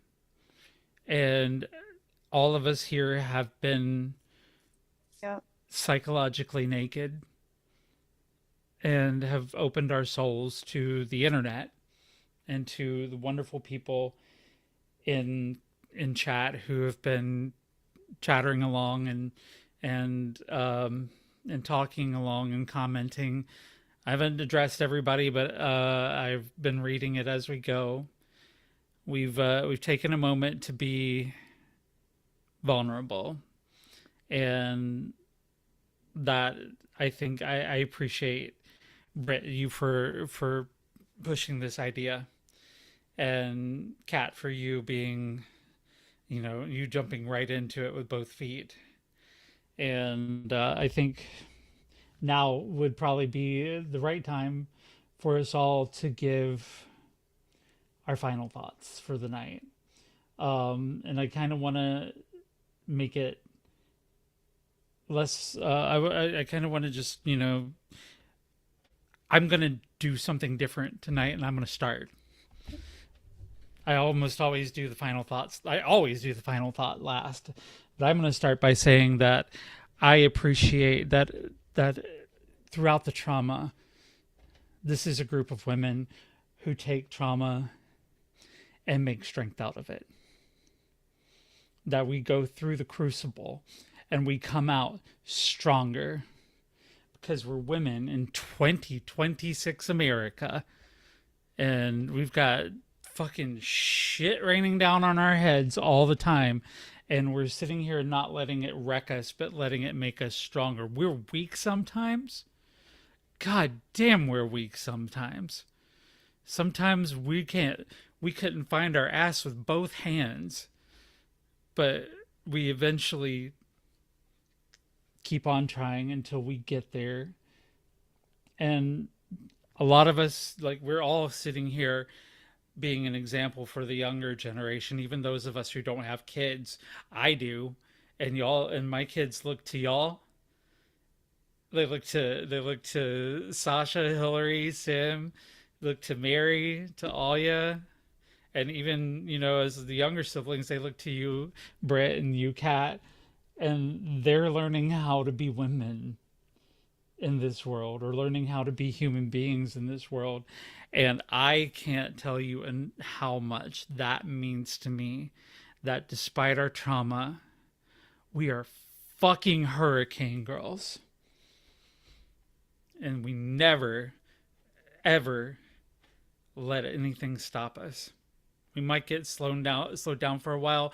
We might have to go back out into the Gulf and pick up speed before we make landfall again. But God damn it, when we come back, we're gonna fuck shit up, because that's what we do. And that is my final thought for tonight.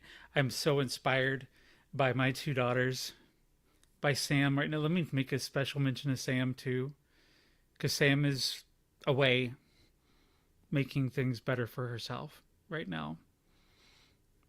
She's trying hard, and goddamn is she struggling, but our hearts are with you too, Sam. We I love wish you, were here to hear Sam. Hey, Sam.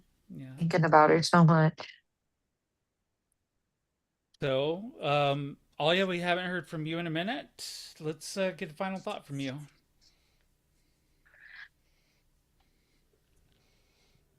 Sorry, the mute button was really hard to turn off for some reason. It's an inside joke. Everybody here, ha ha ha, laugh, laugh, laugh. I just want to say that it's reconciliation, especially to Kat and Britt's bio mother. It's possible, and it's on you the whole way. So it's possible, and I say it's possible because this whole time, as I sit here and on camera, whenever I'm here, you see this behind me and my funny little cactus here. These were made by my mother and given to me with love. So it's possible. And I don't want I don't want you all to leave the episode hopeless.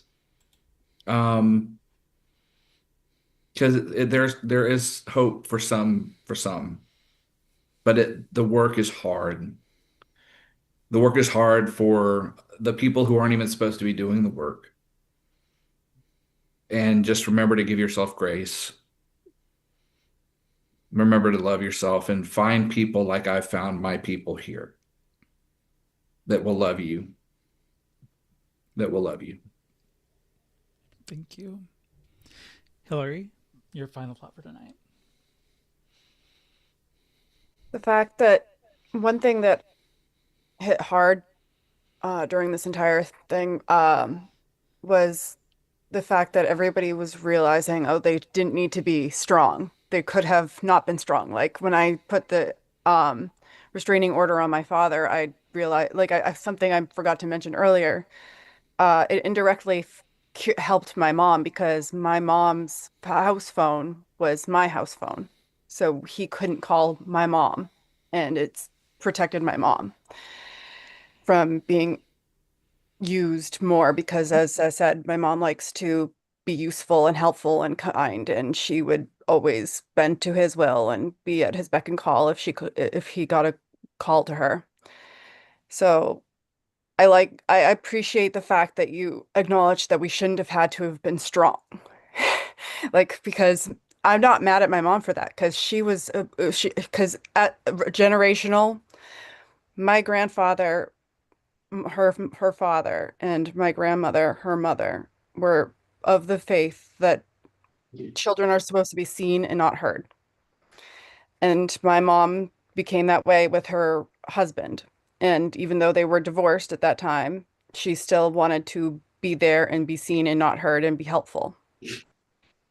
And I appreciate the fact that we have acknowledged that we didn't need to be this strong. And I appreciate the fact that we also acknowledged that there are some parents that will not get the chance to come back because after what he did, I don't believe he would ever get a chance. I crave a father, but I have my grandfather for now until he passes, and he will be 10 times the father my dad ever will be.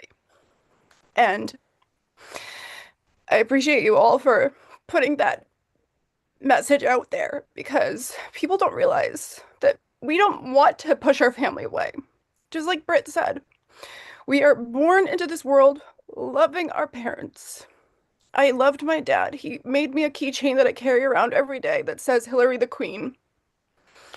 He made it for me when I was 3 years old because I was literally a little diva girl that was very queen-like. And I still have that as my keychain that I use for my keys every day when I go out to work at my job, and when I go and do any task or chore that you need to go out into the world for, it's on my keys for my car. I still have that as a reminder of how he was once good, but not everybody can have that. And I appreciate the fact that we've all acknowledged that not everybody should need to be strong. And I appreciate that we acknowledge that we don't owe that the result of that strength to them, that was all of us. And I love you all for making that another point. I love you too. Love you, Hillary. Thank you for sharing. Sasha, your final thoughts for tonight. I was really excited about this particular show because I feel like you don't, now maybe you hear a lot about it, but at least people in my age range, you don't really hear a lot about it. And it's very isolating. You know, everybody's talking about what they're doing for Mother's Day, Father's Day, and like all of this stuff. And it's just like nothing, you know, it's very isolating.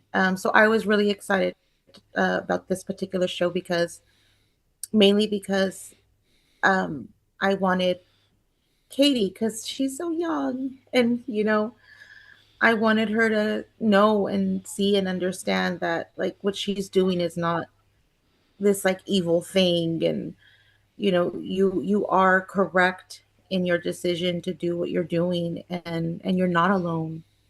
You're not alone. You know, every single one of us has a story. Every single one of us doesn't judge you or anything, you know, because of the decisions that you have made, especially now that you're a mommy. And a great mommy at that, you know. And so I guess my final thoughts are just I love all of you. I'm so sorry that all of us had to endure what we did and go through what we did, but I'm happy that I'm in a place where I can be okay with my decision, and I'm proud of myself. I'm proud of the decision that I've made. And I can go on with my life, and everything's, I am now, the person narrating. I am the narrator of my life, and I am the story writer of my life, and unfortunately that's just not going to include him. Thank you, Sasha. And yes, I want to agree. Katie's a fantastic mom. This month, she's been great. Britt's a good one too. Britt's a great mom.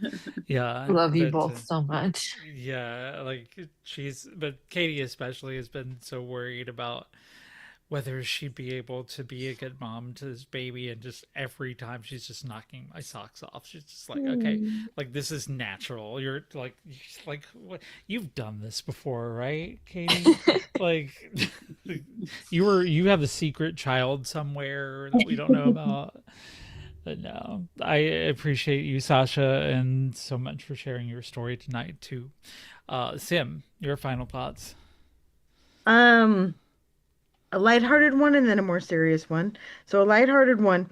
Um, you talked about not having any, opportunities to talk about, cat jokes. Listen, I was literally holding one of my cats, waiting for somebody to make the comment, and no one did. I was holding my kitty cat for a good 5 minutes, I mean, and no one said anything. So, it must be this new format we're doing where everybody, like, you see the speaker instead of the whole gallery. But um, I wanted to kind of piggyback a little bit on to go back on Britt and Katie, what you talked about with your mom, and I wanted to just kind of have one final thought regarding that, um, because I know you said, listen, the door is there, right? And she's got to do the work to come in. And I know a lot of times when we're having periods in our lives where we feel like communication is so broken that we don't know where to start to fix it because we feel like it's just so heavy. Um, Sheila, you pointed out that their mom follows the Hurricane Girls. So, I would simply point out, listen, if you're watching this and any of this has impacted you on any level or touched you on any level, make a comment on the episode on YouTube. Just make a comment. Do it. Do it. Start with one, hey, I'm here. Hey, I love you. Or even just hey. If you can't do a sentence, just hey, we'll get it. We'll see it. And it goes from there. So it doesn't have to be this big long thing all at once. Sometimes it just starts with hey, and then you see where it goes. So that's my uh desire to kind of advocate, because I know sometimes it gets overwhelming and we don't know how to turn things around when things are so off course. So, um, but it's been truly a privilege and an honor to listen to everyone's stories tonight in this space, and just to get to know everybody on a completely different level. Um, Alana, and I said this kind of before, thank you for allowing yourselves to be vulnerable in this space, because it's not easy to do when we've gone through trauma and we've entrusted our lives to other people and it hasn't worked. You're still putting yourselves out there, and give yourself a pat on the back or a round of applause or whatever, just you know, for still putting yourselves out there. absolutely, and I do want to again repeat, I I'm gonna stay in a mom role in these girls' lives until the day I breathe my last. But there's always room for more moms, if you do the work. So, Mary, how are you over there? And what's your final thoughts? I'm good, and I'm still not going to cry. All And I right. will say that I don't show up in lives as much, but I am absolutely here because I'm fiercely loyal to all of you, and I'm here for anybody who needs me. I might not answer your text right away, but I will do my best. But with Give her a everything that few we've days talked head about start. today, you gotta understand I have ADHD and I have a million things going on, but I passed my first assignment for ESL. We're good to go. Anyway, um, but with everything that we've been talking about, I had never understood with my mom why she would not want contact with me. And when I was pregnant with my eldest, and they asked if when he was born, if I wanted him put on my belly, I was like, ew, no, that's disgusting. And I had never seen a newborn before, ever. And when he was born, they asked if I wanted him, and I said, oh my God, yes. And I held him, and I was like, oh my God, oh my God. And I remember that so vividly. And it wasn't gross. It was the most amazing thing. So I don't understand how my mom didn't feel that. And then as I've been a parent, I don't understand, and I've struggled with people who treat their kids like minions. Do as I say, not as I do. Stop crying or I'll give you something to cry about. Don't be human when they are humans. So, in my opinion, children deserve to be treated with respect. But it took me a long time to see that I don't have to be perfect about that. I just have to be there. And I have to be willing to take responsibility, have a conversation, and apologize right away when I fuck up. That's it. That's all you can do. Just be human right back. And never lay your hands on your kids. I've never done that. Nope. Don't do it. That part. Katie Bug, your final thoughts for tonight. My final thoughts are that hearing your guys' stories make me feel more empowered. Makes me feel like I understand you, like you guys, and you guys understand me because of all the similarities that I saw. And yeah, reconciliation. I decided that I would hit that angle. I could have gone scorched earth, and I didn't because I'm trying to lead by example and show others how I want to be treated by them with grace and charitability. Um, but for me, and I feel like for Alia's reconciliation, it's like the first step to getting there is admitting that, like,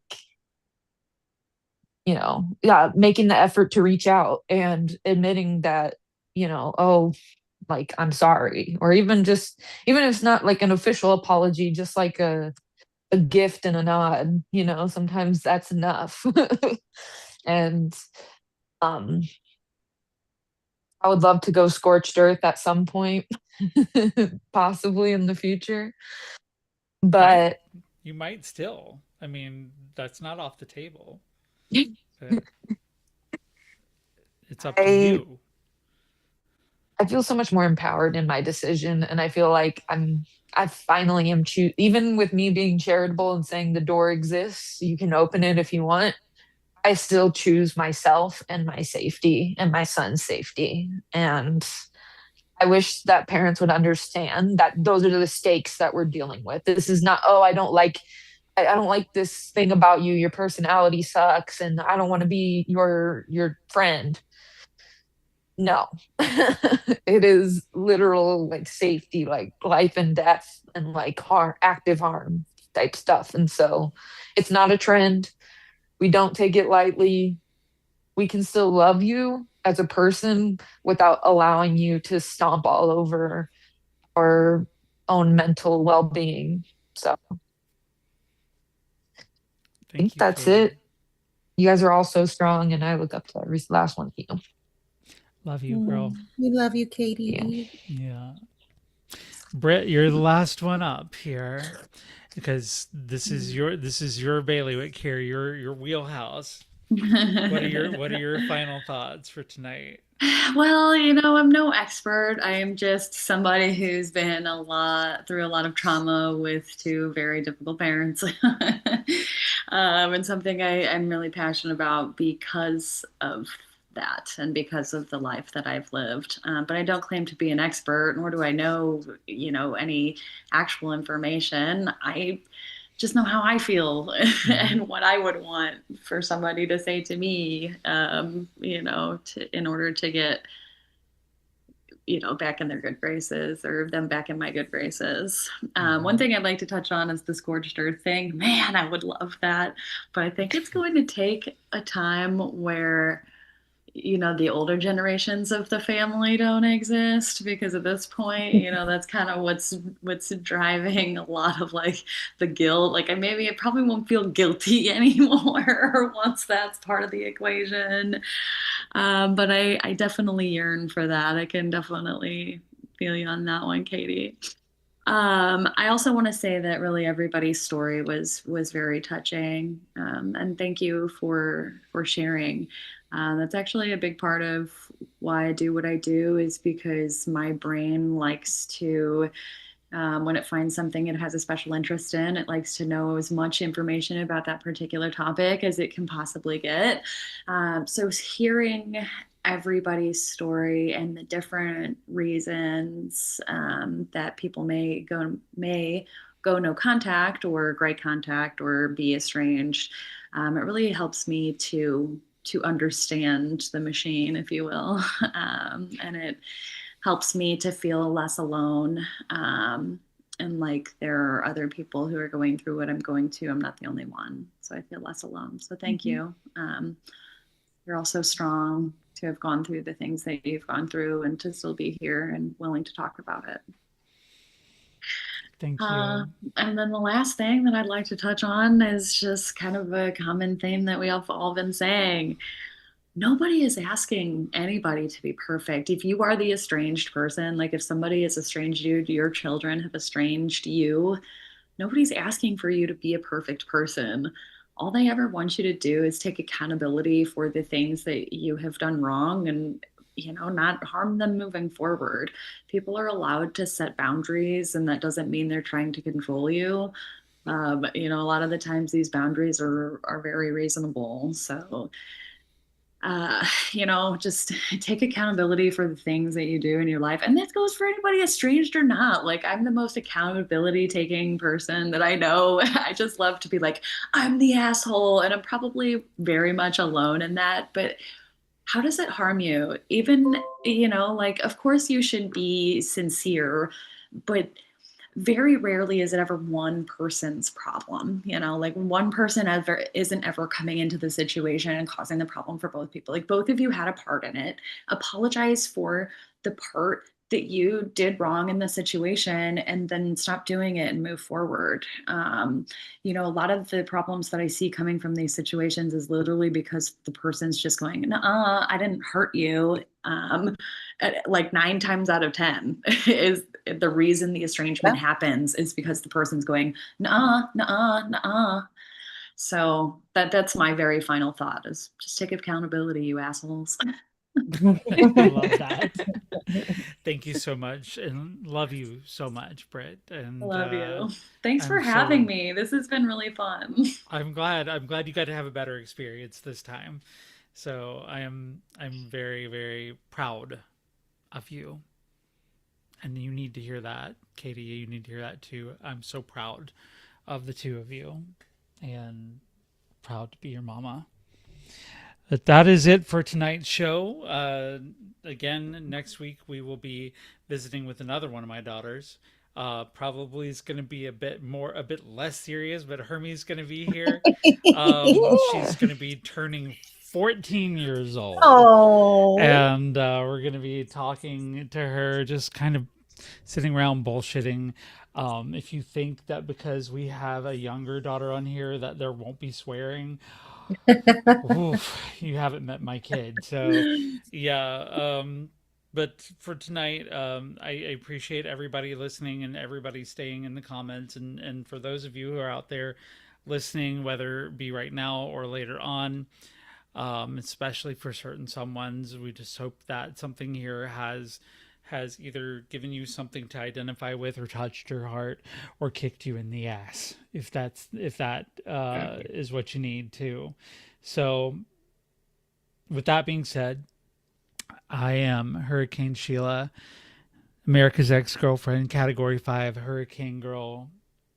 And for Hurricane Sasha, Hurricane Sim, Hurricane Hillary, Hurricane Alia, Hurricane Mary, Hurricane Britt, and Hurricane Katie Bug, I am saying chin up, tits out, ladies. And we're going to leave tonight with a song that was on my first album, Trigger Warning, called No Contact, and this is the remix. So y'all have a good night. Chin up, tits out, ladies. To the live chat.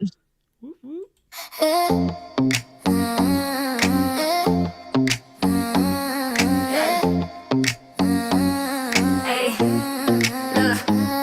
Hey ma, why you creeping on my page when you never wanna say what you mean? What you mean? Acting clean, but you screen every truth, every scene, every part of the shit you've seen. You don't get rage, don't gauge what you made. Just fade like a fake, like a debt unpaid. I stayed you straight, now I'm unafraid. Cut you off quick like a blade to a braid. Hey ma, I'm slithering slick with the snake skin hiss, but you miss every hit when you reminisce. I dismiss your abyss. You don't get this bliss, cause I flip this script with a cold ass twist. Get off my chest, off my breath, off my grind, off my name, off my lane, out my mind. You ain't in my life, not a trace, not a sign. Cut you out clean like a motherfucking line.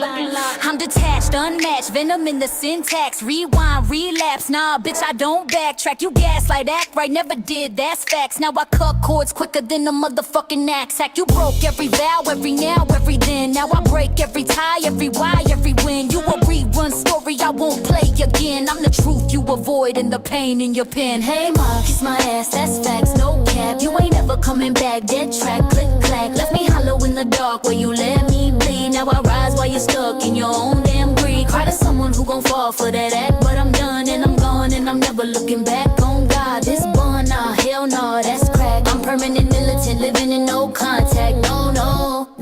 No fucking contact. Hey pops, you the bargain bin version of a father motif. Tryna play big wolf with raggedy ass teeth. I got grief turn beef, turn bars, turn heat. Now I feast on the piece that you tried to deplete. You a glitch in the script, I'm the fix in the mix. Quick flips, tongue tricks, making miracles with sticks. You resist every risk, wanna twist every kiss, but you miss and you hiss. Now you don't exist. I'm the rhyme architect, architecting disrespect, redirect, intellect, break your whole dialect. I inspect, interject, disconnect, recollect, then reject every unchecked effect you project. I'm the storm that you birthed, but you never could cut the tether. Now I glide like this fucking feather. You severed every tie, thinking I die altogether, but I rose 10 toes, glowing harder than ever. You were never was there with the never will care. I'm the daughter you lost in the truth you won't dare. You stare at my life like you built what I bear, but bitch, all you built was the pain I outgrew and repaired. Kiss my ass, that's facts, no cap. You ain't never coming back, dead track, click clack. Left me hollow in the dark where you let me bleed. Now I rise while you're stuck in your own damn greed. Cry to someone who gon' fall for that act, but I'm done and I'm gone and I'm never looking back. On God, this bond, nah, hell nah, that's crack. I'm permanent militant, living in no contact.